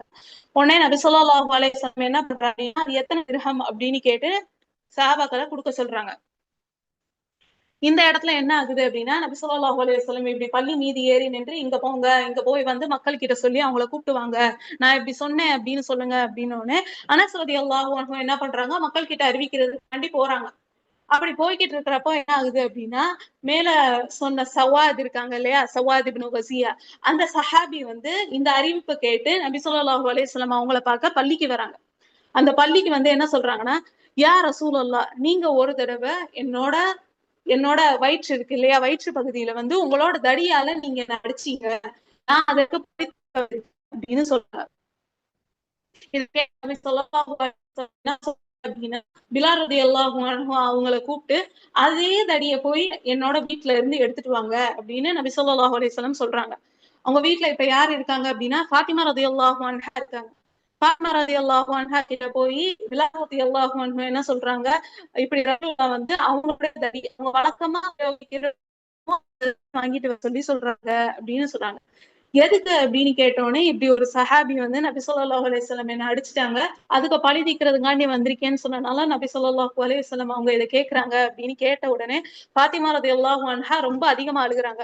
தன்னுடைய தந்தையினுடைய இந்த அ வயதான ஒரு நிலையில, இந்த பலவீனமான ஒரு நிலையில வந்து, இப்படி வந்து அவங்க கஷ்டப்படணுமா அப்படின்னு சொல்லிட்டு அவங்க ரொம்ப அழுகுறாங்க. அதோட அந்த தடிய அப்படி இருந்தும் அவங்க குடுத்து விட்டதுக்கு அப்புறம் என்ன ஆகுது அப்படின்னா, நபி ஸல்லல்லாஹு அலைஹி வஸல்லம் அந்த தடிய வாங்கி சவாரி கிட்ட குடுக்குறாங்க. சவாது அந்த தடிய வாங்குனதுக்கு அப்புறம், "யா ரசூலல்லாஹ், நீங்க என்ன வயிற்று பகுதியில தான் அடிச்சீங்க. நானும் அதே தான் உங்களுக்கு செய்ய விரும்புறேன். உங்களோட போர்வைய நீங்க இழக்க" அப்படின்னு சொல்றாங்க. உடனே நபி ஸல்லல்லாஹு அலைஹி வஸல்லம் என்ன பண்றாங்க, இத கேட்ட உடனே சஹாபாக்கள் எல்லாருக்குமே கோவம் வந்துருது. நபி ஸல்லல்லாஹு அலைஹி வஸல்லம் வந்து ரொம்ப ஒரு பலவீனமான நிலையில இருக்காங்க. அவங்களுக்கு வந்து அடுத்து என்ன பண்றது? அவங்களோட மரணம் வந்துருச்சு அப்படின்னா, நம்முடைய நிலைமை என்ன? இஸ்லாத்தினுடைய நிலைமை என்ன? அப்படின்னு சஹாபாக்கள்லாம் ரொம்ப வருத்தத்திலயும், கவலையிலயும் இருக்கிற மாரி ஒரு டைம்ல, இந்த சஹாபா என்ன சொல்றாங்க, "நான் பழி தீர்க்கிறதுக்காண்டி வந்திருக்கேன். நான் வந்து உங்களோட வயிற்று பகுதியில தான் அடிப்பேன்னு" சொன்னோனே, மத்த சஹாபாக்கள் எல்லாருக்குமே ரொம்ப அதிகமா கோவப்படுறாங்க. ஆனா நபி ஸல்லல்லாஹு அலைஹி வஸல்லம் என்ன என்ன செய்றாங்க அப்படின்னா, "உடைய போர்வைய வந்து விலக்கி, சவாதே நீங்க பழி தீர்த்துக்கோங்க" அப்படின்னு சொல்றாங்க. சவாத் இப்னு வஸியா இத பார்த்துட்டு கண்ணீர் மல்க என்ன செய்றாங்க அப்படின்னா, நபி ஸல்லல்லாஹு அலைஹி வஸல்லம் அவங்க வந்து கட்டி அணைச்சுக்கிறாங்க. தன்னுடைய தன்னுடைய மரணத்திற்கு அப்புறமும் தன்னுடைய ரப்புக்கு அல்லாஹ் அவங்க சிரிக்கிறப்போ ஒரு அநியாயக்காரராகவும், மற்றவருக்கு அநீதி அளித்தவராகவும் இருக்கக்கூடாது அப்படிங்கிறதுக்காண்டி நபி ஸல்லல்லாஹு அலைஹி வஸல்லம் வந்து இந்த விஷயத்துல ரொம்ப உறுதியா இருந்திருக்காங்க. அதனாலதான் மரண தருவாயில கூட தன்னுடைய கடன்கள் எல்லாத்தையும் தீர்த்துக்கிறதுக்காண்டி அவங்க மிம்பர்ல ஏறி நின்று இந்த மாதிரி அறிவிப்பு செஞ்சிருக்காங்க. அன்பான சகோதரிகளே, இன்னைக்கு நம்ம பார்க்கக்கூடிய பண்பு, இன்றைய தலைப்பு நீதி அப்படிங்கிற பண்பு, நம்மள பெரும்பாலானவங்க வந்து சரியா புரிஞ்சு கொள்ளாத ஒரு பண்பு. இதுவரைக்கும் நீதிய பத்தி பேசினப்போ, யாரு நீதியா இருக்கணும் அப்படின்னு சொல்றோம்? நீதி வந்து யாரால் கொடுக்கப்படக்கூடியது அப்படின்னு நம்ம சொல்றோம்? யாரு நீதியா இருக்கணும்? நீதி அப்படின்னு சொல்றப்போ, உங்களுக்கு எந்த மாதிரி ஒரு இடத்துல இருக்கக்கூடிய நபர் ஞாபகம் வர்றாங்க? ஒரு அரசர். ஓகே.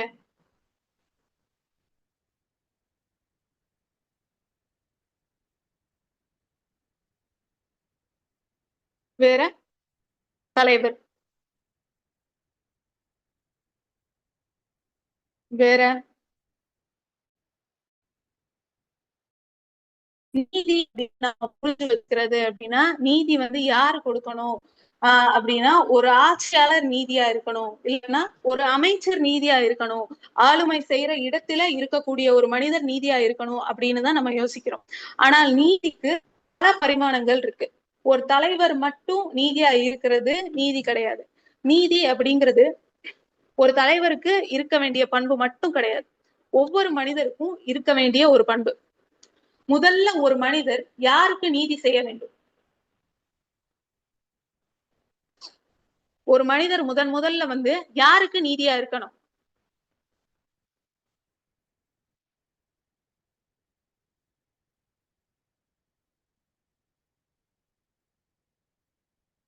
ஓகே. ஒரு மனிதர் தனக்குத்தானே நீதியா இருக்கணும். வேற? அல்லாவுக்கு நீதி அளிக்கணும். ஓகே. இப்போ அல்லாவுக்கு நீதி அளிக்கணும் அப்படின்னா எப்படி வந்து அவங்க இறைவனுக்கு நீதி அளிப்பாங்க? எப்படி அல்லாவுக்கு நம்ம நீதி செய்யறது? தாய், தந்தை. வேற?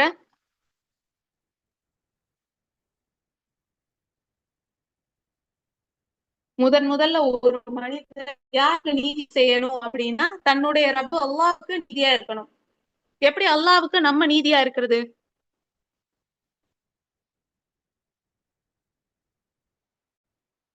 நம்ம அல்லாவுக்கு என்ன நீதி செய்யும்? அல்லாஹ்வுடைய கட்டளை பின்பற்றி அவனை வழிபடுறதுதான் அல்லாஹ்வுக்கு நம்ம செய்யக்கூடிய நீதி. அவனுடைய கட்டளைக்கு பின்பற்றி அவனை வழிபடுறது அல்லாஹ்வுக்கு நாம் செய்யக்கூடிய நீதியா இருக்கிறப்போ, அதற்கேத்தாப்புல அல்லாஹ்வுடைய கட்டளை ஏத்தாப்புல நம்ம வணக்கங்கள் செய்யறது. அது மாதிரியே நம்மளும் மற்றவங்க கேட்டு வாழ்வதன் மூலமாக தான் அல்லாஹ்விற்கு நாம நீதி செய்ய முடியும். இப்ப அல்லாஹ்வுக்கு நம்ம நீதி செய்றோம். அல்லாஹ்வுடைய கட்டளைகளை ஏற்று நம்ம இருக்கோம் அப்படின்னா, இதுக்கு அடுத்து யாருக்கு நம்ம நீதி செய்யணும்? இறைவனுக்கு மாறு செய்யாமல் இருக்க நினைவே அல்லாஹ்வுக்கு அப்புறம் நம்ம யாருக்கு நீதியா இருக்கலாம்? பெற்றோர்கள். வேற?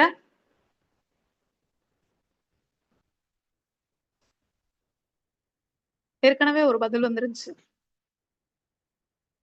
சக மனிதர்கள். கணவனுக்கு கணவன். அல்லாஹ்வுக்கு அடுத்து யாருக்கு நீதியா இருக்கணும் அப்படின்னா, தனக்கு தானே நீதியா இருக்கணும். அடுத்து அல்லாஹ்வுக்கு அடுத்து நம்ம நீதி செய்யக்கூடிய இடத்துல யார் இருக்காங்க அப்படின்னா, நாம தான். நம்மளுடைய உடலுக்கும், நம்மளுடைய நஃப்ஸுக்கும் நம்ம நீதியா இருக்கணும். நம்முடைய உடல் அல்லாஹ்விடத்துல இருந்து நமக்கு கிடைச்ச ஒரு அமானிதமான ஒரு பொருள். நம்மளோட உடலுடைய தேவைகளை நிறைவேற்றி அதற்காக நாம நீதி செய்யணும். ஆயிஷா ரலியல்லாஹு அன்ஹா அவங்க கிட்டயும் நபி ஸல்லல்லாஹு அலைஹி வஸல்லம் அவங்களோட மற்ற மனைவிகள் கிட்டயும் சில சஹாபாக்கள் வராங்க. ஒரு 3 சஹாபாக்கள் வர்றாங்க. அந்த 3 சஹாபாக்கள் என்ன சொல்றாங்க அப்படின்னா, ஆயிஷா ரலியல்லாஹு அன்ஹா கிட்டயும் மற்ற மனைவிகள் கிட்டயும் என்ன கேக்குறாங்கன்னா, ரசூலுல்லாஹ்வோட பண்புகள் எப்படி இருக்கும்? நபி ஸல்லல்லாஹு அலைஹி வஸல்லம் வந்து அவங்க வீட்ல நபி ஸல்லல்லாஹு அலைஹி வஸல்லம் வந்து அமல் எப்படி செய்வாங்க அப்படின்னு கேட்டு தெரிஞ்சுக்கிறாங்க. இப்படி நபி ஸல்லல்லாஹு அலைஹி வஸல்லம் பத்தி எல்லா மனைவிகள்ட்ட கேட்டதுக்கு அப்புறமும் அந்த சஹாபாக்கள் என்ன முடிவு எடுக்கிறாங்க அப்படின்னா, ஒருத்தவங்க சொல்றாங்க, நான் என்ன வந்து தினமும் நோன்பு வைக்க போறேன். என் நோன்பை வந்து நான் முறிக்கவே மாட்டேன். எப்பயுமே வந்து நான் நோன்புலயே தான் இருக்க போறேன் அப்படின்னு சொல்றாங்க.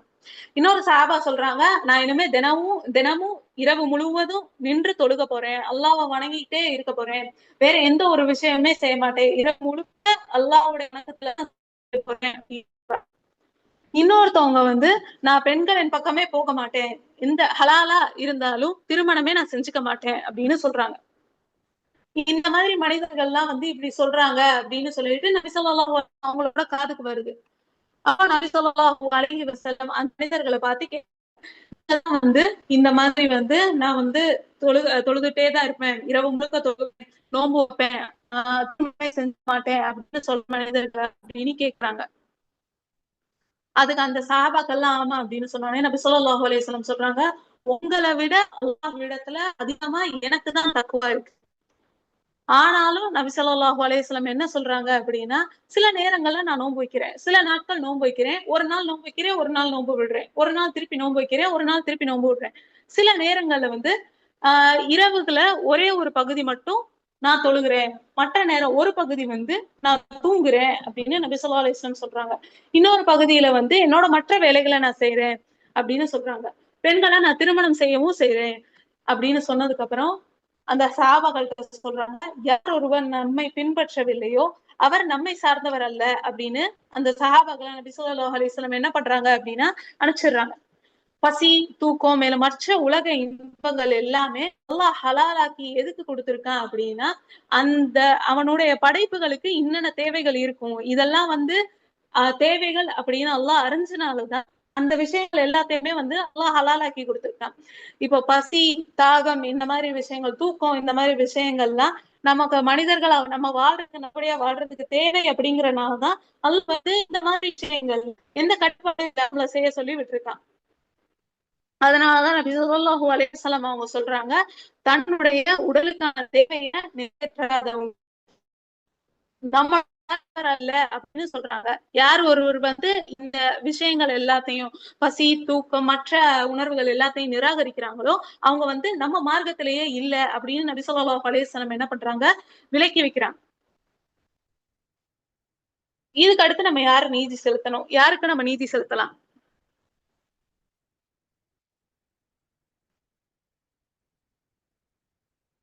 அல்லாஹ்வுக்கு நீதி செலுத்தியாச்சு, நமக்கு நாமே நீதி செலுத்தியாச்சு. இதுக்கப்புறம் யாருக்கு நம்ம நீதி செலுத்தலாம்?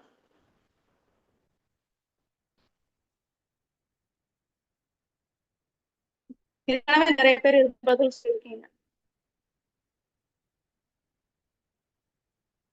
பெற்றோர்கள் வேற, கணவன், மனைவி, சக மனிதர்கள், நண்பர்கள், மனிதர்கள். ஓகே. அடுத்ததா நம்ம யாருக்கு நீதி செலுத்தணும் அப்படின்னா, நம்முடைய குடும்பத்திற்கு, நம்மளுடைய உற்றார் உறவினர்களுக்கு தான் நம்ம நீதி செலுத்தணும். நம்மள்ல நம்மளோட குழந்தைகள் இருக்காங்க, நம்மளோட துணைகள் இருக்காங்க அப்படின்னா, இவங்க எல்லாருக்கும் தான் நம்ம பெற்றோர்கள் இருக்காங்க அப்படின்னா, இவங்க எல்லாருக்கும் தான் நம்ம முதல்ல நீதி செலுத்தணும். நம்மள நெறைய பேர் என்ன நெனைக்கிறோம் அப்படின்னா, நம்மளோட குழந்தைகளுக்காண்டியோ, நம்ம பெற்றோர்களுக்காண்டியோ, நம்மளோட துணைகளுக்காண்டியோ அன்பு காட்டுறத வந்து நம்ம என்ன நெனைக்கிறோம், ஒரு பலவீனம் அப்படின்னு நெனைக்கிறோம். நம்ம குழந்தைகள்ட்ட நம்ம கண்டிப்பா பேசுறதன் மூலமா, அவங்க எந்த ஒரு பயமுமே இல்லாம தவறான வழியில போயிருவாங்களோ அப்படின்னு பயப்படுறோம். அதனாலதான் கடினமான வார்த்தைகள சொல்லி, அவங்கள நம்ம நாமளே காயப்படுத்திக்கிறோம். நம்முடைய குழந்தைகளா இருந்தாலும், அவங்கள்ட்ட கண்டிப்பா பேசணும். அவங்க சிறுவர்களா இருந்தாலும், நம்ம கிட்ட இருக்கிற அறிவு அவங்க கிட்ட இல்ல அப்படின்னு நம்ம தெரிஞ்சாலும், அந்த குழந்தைகள நம்ம என்ன செய்றோம்? அவங்க மனத காயப்படுத்த தான் செய்றோம். எந்த அளவுக்குன்னா, அந்த குழந்தைகள் ஒரு கட்டத்துல தன்னுடைய பிரச்சனைகள வந்து தன்னோட பெற்றோர்கள் கிட்ட சொல்லவே அவங்க பயப்பட ஆரம்பிச்சுடுறாங்க. அப்படி சொன்னா இன்னும் பெரிய பிரச்சனை ஆயிடுமோ அப்படின்னு அவங்க அந்த பிரச்சனைய பத்தி சொல்லாமலே போயிடுறாங்க. இந்த காரணத்தினாலேயே அவங்க மேலும் பெரிய சிக்கல்கள்ல மாட்டிக்கிறாங்க. தன்னோட பிள்ளைகளோட தேவைய நிறைவேத்துறோம்னு பல பெற்றோர்கள் தங்களுடைய பிள்ளைங்க கிட்ட பேசுறது கூட கிடையாது. பிள்ளைங்க வந்து இந்த மாதிரி ஒரு பள்ளியில படிக்கிறாங்க, இந்த மாதிரி இடத்துல இருக்காங்க, இந்த மாதிரி ஒரு நல்ல வீட்டுல வராங்க அப்படிங்கறதெல்லாம் பெரிய விஷயங்களா இருந்தாலும், அவங்களுடைய தேவைகளை அவங்க நிறைவேற்றணும் அப்படிங்கிறதுக்காண்டியும், அவங்களுக்காக நிறைய உழைப்பு செஞ்சாலும், தன்னுடைய தாய் தந்தை நம்ம கிட்ட பேசுறதோ, கொஞ்சுறதோ இல்லங்கிற விஷயம் மட்டும்தான் அந்த குழந்தைக்கு தெரியும். நம்முடைய பிள்ளைங்களுக்கு நம்ம இவ்வளவு செய்றோம் அப்படின்னு புரிஞ்சுக்க கூடிய இடத்துல அவங்க இருக்குல்ல. இதனாலதான் அந்த குழந்தை வந்து வளரும் போதே ஒரு ஏக்கத்தோடயே வளருது. நம்முடைய பிள்ளைங்க கிட்ட பாசமா, அன்பா இருக்கிறத நபி ஸல்லல்லாஹு அலைஹி வஸல்லம் அவங்க வந்து வலியுறுத்தி சொன்னதும் இல்லாம செஞ்சும் காட்டியிருக்காங்க. தன்னுடைய பேர குழந்தைகளான ஹசன் மற்றும் ஹுசைன் ரலியல்லாஹு அன்ஹுமா 2 பேரையுமே நபி ஸல்லல்லாஹு அலைஹி வஸல்லம் அவங்க அதிகமா கட்டி அணைத்து முத்தமிட்டிருக்காங்க. எந்த அளவுக்குன்னா, மத்த சஹாபாக்கள் இருக்கையிலயும், மத்தவங்க நபி ஸல்லல்லாஹு அலைஹி வஸல்லம் அவங்கள பார்க்க வர்றப்பயும் நபி ஸல்லல்லாஹு அலைஹி வஸல்லம் வந்து எந்த ஒரு மறைவும் இல்லாம அது மாதிரி செஞ்சிருக்காங்க. ஏன் அப்டின்னா, மற்றவங்க அப்படி இருக்கணும், மற்றவங்களும் இத தெரிஞ்சுக்கணும் அப்படிங்கிறதுக்காக. இத பார்த்த காட்டரபி ஒருத்தவங்க, அதாவது மதீனான்ற நகரம், இல்ல மக்கான்ற நகரம், நகரம் இல்லாத வேற ஒரு இடத்துல இருந்து, ஒரு கிராமத்துல இருந்து வந்த ஒரு காட்டரபி ஒருத்தவங்க என்ன சொல்றாங்க அப்டின்னா, "நீங்க உங்களோட குழந்தைகளுக்கு யார சொல்லலாம், நீங்க உங்களோட குழந்தைகளுக்கு வந்து முத்தமிடுறீங்களா? அவங்கள வந்து நீங்க கொஞ்சுறீங்களா?" அப்படின்னு கேட்கறாங்க. அதுக்கு நபி ஸல்லல்லாஹு அலைஹி வஸல்லம் வந்து என்ன சொல்றாங்க, அவங்கள பார்க்குறாங்க. நபி ஸல்லல்லாஹு அலைஹி வஸல்லம்ட்ட திருப்பி அவங்க கேட்கறாங்க, "நாங்க இதுவரைக்கும் எங்களோட பிள்ளைங்கள வந்து முத்தமிட்டதே கிடையாது" அப்படின்னு சொல்றாங்க. நபி ஸல்லல்லாஹு அலைஹி வஸல்லம் வந்து இதுக்கு என்ன பதில் சொல்றாங்க அப்படின்னா, "உங்களுடைய மனத்துல இருந்து அல்லாஹ் கருணைய எடுத்துட்டா அப்படின்னா, நான் என்ன சொல்லி அத கொண்டு வர முடியும்?" அப்படின்னு சொல்றாங்க. குழந்தைங்கள்ட்ட பாசமா இல்லாதத அல்லாஹ் வந்து தன்னுடைய மனதில இருந்து கருணையவே வந்து அல்லாஹ் வெளியேத்திட்டான் அப்படின்னு சொல்ற அளவுக்கு நபி ஸல்லல்லாஹு அலைஹி வஸல்லம் வந்து இந்த விஷயத்த வலியுறுத்துறாங்க. ஒன்றுக்கு மேற்பட்ட பிள்ளைகள் இருந்தாங்க அப்படின்னா அவங்களுக்கு மத்தியில பாகுபாடு இருக்காம இருக்கணும் அப்படிங்கிறதையும் நபி ஸல்லல்லாஹு அலைஹி வஸல்லம் வலியுறுத்திருக்காங்க. அதே மாதிரி பாகுபாடோட அவங்கள நடத்துறதையும் நபி ஸல்லல்லாஹு அலைஹி வஸல்லம் அவங்க தடை செஞ்சிருக்காங்க. இப்படி பாகுபாடு இல்லாம பாசம் பெற்ற குழந்தைகள் எல்லாருமே தன்னுடைய சகோதர சகோதரிகளுக்கு அவங்களுக்கு வயதானாலும் என்ன பண்றாங்க, அவங்க ஒற்றுமையா இருக்கணும் அப்படின்னு தான் நினைக்கிறாங்க. அஹ்ஸாப் போர் முடிஞ்சதுக்கு அப்புறம் நபி ஸல்லல்லாஹு அலைஹி வஸல்லம் அவங்க வந்து என்ன பண்றாங்க அப்படின்னா, அவங்களுக்கு வந்து ஒரு பெரிய சோதனை வருது. அஹ்ஸாப் போர் முடிச்சுட்டு எல்லாரும் திரும்பி வந்துட்டு இருக்காங்க. போர்ல இருந்து நபி ஸல்லல்லாஹு அலைஹி வஸல்லம் ஒவ்வொரு போருக்கும் என்ன பண்ணுவாங்க அப்படின்னா, ஏதாவது ஒரு மனைவிய கூட்டிட்டு போவாங்க. அப்படி நபி ஸல்லல்லாஹு அலைஹி வஸல்லம் இந்த அஹ்ஸாப் போருக்கு யார கூட்டிட்டு போறாங்க அப்படின்னா, ஆயிஷா ரலியல்லாஹு அன்ஹா அவங்கள கூட்டிட்டு போறாங்க. போர் முடிச்சுட்டு என்ன ஆகுறாங்க, முஸ்லிம்கள் எல்லாரும் திரும்பி வந்துட்டே இருக்காங்க. வந்துட்டு இருக்கிறப்போ ஆயிஷா ரலியல்லாஹு அன்ஹா தன்னோட இயற்கை தேவைய வந்து தீர்ப்பதற்காண்டி வந்து ஒரு தனியா இருக்கிற ஒரு இடத்துக்கு போறாங்க. ஆண்கள் அதிகமா இருக்கிற இடம் இல்லையா? அதனால ஆயிஷா ரலியல்லாஹு அன்ஹா என்ன பண்றாங்க, கொஞ்சம் தள்ளி போய் அவங்களோட தேவைகள தீர்த்துக்கிறதுக்காண்டி போறாங்க. அப்படி போயிட்டு இருக்கப்போ என்ன ஆகுது, ஆயிஷா ரலியல்லாஹு அன்ஹா அங்க போயிருக்கிறது தெரியாம இந்த போர் படை என்ன பண்றாங்க அப்படின்னா, அவங்க திரும்பி வர்றதுக்குள்ள படையில இருக்கிறவங்க எல்லாரும் ஆயிஷா ரலியல்லாஹு அன்ஹாவ விட்டுட்டு போயிடுறாங்க. இப்ப என்ன ஆகுது அப்படின்னா, போர் படையில இருக்கிறவங்க வந்து ஏதாவது பொருள விட்டுட்டு போயிட்டாங்க அப்படின்னா, அத வந்து எடுத்துட்டு வர்றதுக்காண்டி வந்து ஒரு சஹாபி வந்து பின்னாடியே வருவாங்க. அதே மாதிரியே ஒரு சஹாபி வர்றாங்க. ஆயிஷா ரலியல்லாஹு அன்ஹா என்ன பண்றாங்க அப்படின்னா, இப்படி ஒரு சஹாபி வருவாங்கன்னு தெரிஞ்சு அங்கேயே காத்துட்டு இருக்காங்க. காத்துட்டு இருக்கிறப்போ என்ன பண்ணிடுறாங்க, ஆயிஷா ரலியல்லாஹு அன்ஹா தூங்கிடுறாங்க. அந்த சஹாபி இந்த மாதிரி பொருட்கள் ஏதாவது இருக்கா அப்படின்னு தேடி வரையில ஆயிஷா ரலியல்லாஹு அன்ஹாவ பாக்குறாங்க. ஒரு பெண் படுத்திருக்காங்க அப்படின்னு அந்த சஹாபிக்கு தெரிஞ்ச உடனே அந்த சஹாபி வந்து அந்த பெண் யாருன்னு தெரியாம கூப்பிடுறாங்க. அவங்க ஆயிஷா ரலியல்லாஹு அன்ஹா அப்படின்னு தெரிஞ்சதுக்கு அப்புறம் அவங்கள எழுப்பி அந்த சஹாபி வந்து என்ன பண்றாங்க அப்படின்னா நபி ஸல்லல்லாஹு அலைஹி வஸல்லம் கிட்ட அவங்கள கூட்டிட்டு போறதுக்காண்டி அவங்களோட ஒட்டகம் இருக்கு இல்லையா, அதுல ஏத்தி மதீனாவுக்கு கூட்டிட்டு வராங்க. இப்ப என்ன ஆகுது, படையில இருக்கிறவங்க எல்லாரும் ஹஜ்லா முடிச்சு திருப்பி மதீனாவுக்கு வந்துட்டாங்க. வந்ததுக்கு அப்புறம் ஆயிஷா ரலியல்லாஹு அன்ஹா ஒரு ஒட்டகத்துல வராங்க. இந்த சஹாபி வந்து அவங்களுக்கு பக்கத்துல வராங்க. இத வந்து மதீனாவுல வந்து நபி ஸல்லல்லாஹு அலைஹி வஸல்லம் அவங்களோட மனைவி ஆயிஷா ரலியல்லாஹு அன்ஹா வேற ஒருவரோட வந்து தனியா வர்றத முனாஃபிக்குகள் மதீனால இருந்தாங்க இல்லையா முனாஃபிக்குகள், அவங்க எல்லாரும் பாத்துடுறாங்க. அவங்க பாத்துட்டு என்ன பண்றாங்க அப்படின்னா, ஆயிஷா ரலியல்லாஹு அன்ஹா என்ன பண்றாங்க, அல்லாஹ்வுடைய தூதரின் மனைவி என்ன பண்றாங்க அப்படின்னா, வேறொரு சஹாபியோட தவறிழைச்சுட்டாங்க அப்படின்னு சொல்றாங்க. இந்த மாதிரி அவங்க வதந்திய பரப்புனதுக்கு அப்புறம் இது எல்லா இடத்துக்கும் பரவுது. நபி ஸல்லல்லாஹு அலைஹி வஸல்லம் காதுக்கும் இந்த வதந்தி வருது. இத கேட்ட உடனே நபி ஸல்லல்லாஹு அலைஹி வஸல்லம் அவங்க ஆயிஷா ரலியல்லாஹு அன்ஹா இருக்கிற இடத்துக்கு தேடி போறாங்க. ஆயிஷா ரலியல்லாஹு அன்ஹாக்கு என்ன ஆகுது, இந்த விஷயம் நடக்கிறது எதுவுமே தெரியல. ஆயிஷா ரலியல்லாஹு அன்ஹா போருக்கு போயிட்டு வந்து ஹைபர்ன்றது ரொம்ப தூரமான இடம். அங்க போயிட்டு வந்து அவங்க வந்து உடம்பு சரியில்லாம இருக்கிறதுனால அவங்களோட தாய் வீட்ல இருக்காங்க. அங்க தாய் வீட்ல இருக்கிறதுனால ஆயிஷா ரலியல்லாஹு அன்ஹாக்கு இந்த மாதிரி எதுவும் நடக்குது அப்படிங்கிறதே தெரியல. சோ நபி ஸல்லல்லாஹு அலைஹி வஸல்லம் வந்து ஆயிஷா ரலியல்லாஹு அன்ஹாவ பார்க்க வராங்க. இப்படி நடக்குது அப்படின்னு அபூபக்கர் சித்திக் ரலியல்லாஹு அன்ஹு ஆயிஷா ரலியல்லாஹு அன்ஹா கிட்ட அறிவிக்கிறாங்க. அத சொன்னதுக்கு அப்புறம் ஆயிஷா ரலியல்லாஹு அன்ஹா பார்த்து நபி ஸல்லல்லாஹு அலைஹி வஸல்லம் என்ன சொல்றாங்க அப்படின்னா, ஆயிஷாவே நீங்க தவறு செஞ்சிருந்தீங்க அப்படின்னா அல்லாஹ் கிட்ட மன்னிப்பு தேடுங்க அப்படின்னு சொல்றாங்க. இத கேட்டோனே ஆயிஷா ரலியல்லாஹு அன்ஹா ரொம்ப அழுகுறாங்க. எந்த அளவுக்குன்னா அவங்களோட தலையணை வந்து நனையிற அளவுக்கு அவங்க அழுகுறாங்க.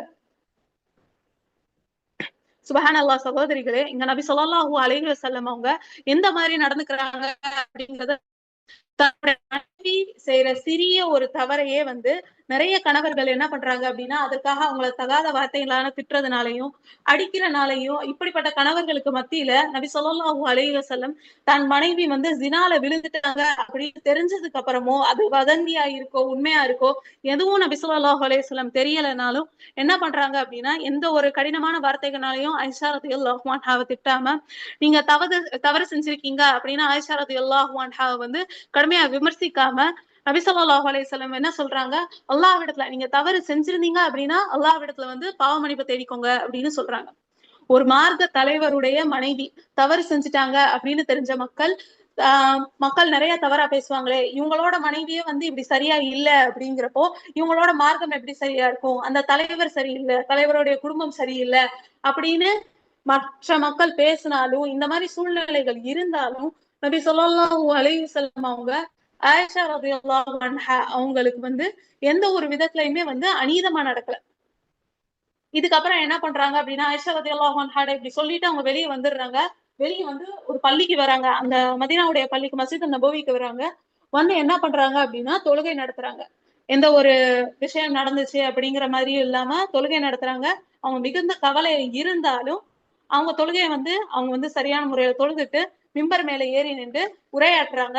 உரையாற்றப்போ நபி ஸல்லல்லாஹு அலைஹி வஸல்லம் என்ன சொல்றாங்க அப்படின்னா, என்னுடைய குடும்பத்துல இருந்து நான் நல்ல விஷயங்கள் மட்டும் தான் கேள்விப்பட்டிருக்கேன். என்னோட குடும்பத்த பத்தி நான் ஹைரான விஷயங்கள் மட்டும் தான் கேட்டிருக்கேன்.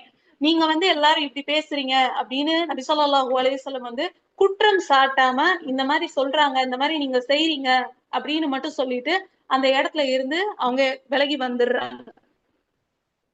ஒரு தன்னுடைய மனைவிய பற்றி தவறா பேசுறாங்கன்னு நபி ஸல்லல்லாஹு அலைஹி வஸல்லம் வந்து யாரையுமே எந்த விதத்திலயும் தண்டிக்கல. அபூபக்கர் சித்திக் ரலியல்லாஹு அன்ஹு இருக்காங்கல்ல, அவங்க மகள் ஆயிஷா ரலியல்லாஹு அன்ஹா வந்து இப்படி தவறா வந்து ஒரு மனிதர் பேசியிருக்காரு. ஒரு சஹாபி பேசியிருக்காரு. அந்த சஹாபி யாருன்னா, அபூபக்கர் சித்திக் ரலியல்லாஹு அன்ஹு அவங்களுடைய நேரடி உதவியில இருக்கிற ஒரு சஹாபி. அவங்களுக்கு வந்து அபூபக்கர் சித்திக் ரலியல்லாஹு அன்ஹு வந்து அதிகமா வந்து உதவிகள் செய்றாங்க. ஆ மாதா மாதம் வந்து அந்த சஹாபிக்கு அபூபக்கர் ரலியல்லாஹு அன்ஹு தான் வந்து எல்லா விஷயங்களும் செய்றாங்க. அவங்களோட தேவைகளை நிறைவேத்துறாங்க. இப்படிப்பட்ட ஒரு சஹாபியும் என்ன பண்றாங்க அப்படின்னா, ஆயிஷா ரலியல்லாஹு அன்ஹாவ பத்தி தவறா பேசிடுறாங்க. இத கேட்டோனே அபூபக்கர் சித்திக் ரலியல்லாஹு அன்ஹுக்கு கோவம் வந்து என்ன பண்றாங்க, இனிமே வந்து என்கிட்ட இருந்து உங்களுக்கு எந்த ஒரு உதவியும் வராது அப்படின்னு அந்த சஹாபி கிட்ட சத்தியம் செஞ்சுட்டு அபூபக்கர் சித்திக் ரலியல்லாஹு அன்ஹு வந்துடுறாங்க. வந்தவுடனே நபி ஸல்லல்லாஹு அலைஹி வஸல்லம் கிட்ட வந்து, "யா ரசூலல்லாஹ் நான் இந்த மாரி செஞ்சுட்டேன், நான் இந்த மாரி செஞ்சுட்டேன்" அப்படின்னு சொல்றதுக்கு அப்புறம் நபி ஸல்லல்லாஹு அலைஹி வஸல்லம் சொல்றாங்க, "நீங்க முதல்ல உங்க சத்தியத்துக்கு நீங்க சத்தியம் செஞ்சதுக்கு உங்க சத்தியத்த முறிக்கிறதுக்கான பரிகாரத்த நீங்க செய்யுங்க. அதுக்கான கஃபாராவ நீங்க செய்யுங்க. நீங்க திருப்பி உங்களோட உதவிகள ஆரம்பிங்க. இந்த காரணத்துக்காக வந்து அந்த மனிதரை நீங்க தண்டிக்காதீங்க அப்படின்னு சொல்றாங்க. மற்றவங்களுக்கு எந்த விதத்திலயும் நீதி இழைக்காம வாழ்க்கையை எப்படி வாழணும் அப்படின்னு நபி ஸல்லல்லாஹு அலைஹி வஸல்லம் வந்து நம்மளுக்கு கற்றுக் கொடுத்திருக்காங்க. அல்ஹம்துலில்லாஹ் இந்த உரையோடைய முடிவுக்கு நம்ம வந்துட்டோம். அன்பான சகோதரிகளே, இந்த உரையில இருந்து நம்ம 2 முக்கியமான விஷயங்கள தெரிஞ்சுக்கணும். முதல் விஷயம், அல்லாஹ் சுப்ஹானஹு வ தஆலா சொல்றான், "இன்னி ஹர்ரம்து ஸுல்ம அலா நஃப்ஸி." அநீதியை என் மீது நானே ஹராமாக்கி உள்ளேன் அப்படின்னு அல்லாஹ் சுப்ஹானஹு வ தஆலா சொல்றான். வஜஅல்துஹு முஹர்ரமன் பைனக்கும் ஃபலா தஸாலமு. மேலும் அநீதியை உங்களுக்கு மத்தியிலும் நான் ஹராமாக்கி உள்ளேன். ஃபலா தஸாலமு. எனவே நீங்கள் அநீதி இழைக்காதீர்கள் அப்படின்னு அல்லாஹ் நமக்கு கட்டளையிடுறான். இந்த அல்லாஹ்வுடைய கட்டளைக்கு ஏற்ப நபி ஸல்லல்லாஹு அலைஹி வஸல்லம் அவங்களுடைய வாழ்க்கைய வாழ்ந்திருக்காங்க. எந்த ஒரு சூழ்நிலையுமே நபி ஸல்லல்லாஹு அலைஹி வஸல்லம் அவங்க தம்மால் முடிந்த அளவுக்கு என்ன நீதி செய்ய முடியுமோ அத செஞ்சிருக்காங்க. சில சூழ்நிலைகள்ல தனக்கு எதுவானாலும், தனக்கு தானே பிரச்சனை வர்ற மாரி விஷயங்கள் நடந்தாலும், நபி ஸல்லல்லாஹு அலைஹி வஸல்லம் என்ன செஞ்சிருக்காங்க? நீதிய நிலைநாட்டுறதுக்காக போராடியிருக்காங்க. எப்பவுமே நீதியா நடந்து கொள்ளுங்க அப்படின்னு எப்போதுமே நீதியாக நடந்து கொள்ளுங்கள் அப்படின்னு சஹாபாக்கள் கிட்ட சொல்றப்போ சஹாபாக்கள்லாம் நபி ஸல்லல்லாஹு அலைஹி வஸல்லம் கிட்ட கேக்குறாங்க, யா ரசூலல்லாஹ் எப்போதுமே எல்லார்ட்டயுமே வந்து நாங்க எப்படி நீதியா நடந்துக்கிறது? அநீதி இழைக்கிறவங்க இருப்பாங்கல்ல, அவங்க கிட்ட நாங்க எப்படி நீதியா நடந்துக்கிறது அப்படின்னு கேக்குறப்போ நபி ஸல்லல்லாஹு அலைஹி வஸல்லம் அவங்க சொல்றாங்க, அநீதி இழைக்கிறவங்க அநீதி இழைக்க விடாம தடுக்கிறது தான் நீங்க அவங்களுக்கு செய்யற நீதி அப்படின்னு நபி ஸல்லல்லாஹு அலைஹி வஸல்லம் அவங்க சொல்றாங்க. இரண்டாவது படிப்பினை என்னன்னா, சகோதரிகளே, ஒரு மனிதர் 3 நபர்கள் கிட்ட இருந்து நல்லவர் அப்படின்னு பேர் வாங்கிட்டாங்க அப்படின்னா, இன்ஷா அல்லாஹ் அவங்க சொர்க்கவாசியாக நிறைய வாய்ப்புகள் இருக்கு. யார் அந்த 3 பேருன்னு சொல்ல முடியுமா? யார் அந்த 3 பேர் அப்படின்னு யாராவது சொல்ல முடியுமா? சாட் பாக்ஸ்ல கொஞ்சம் பாருங்க, யோசிச்சு பாருங்க. யார் 3 பேரா இருப்பாங்க? கணவர், ஓகே. கணவர், மனைவி, பெற்றோர்கள், வேற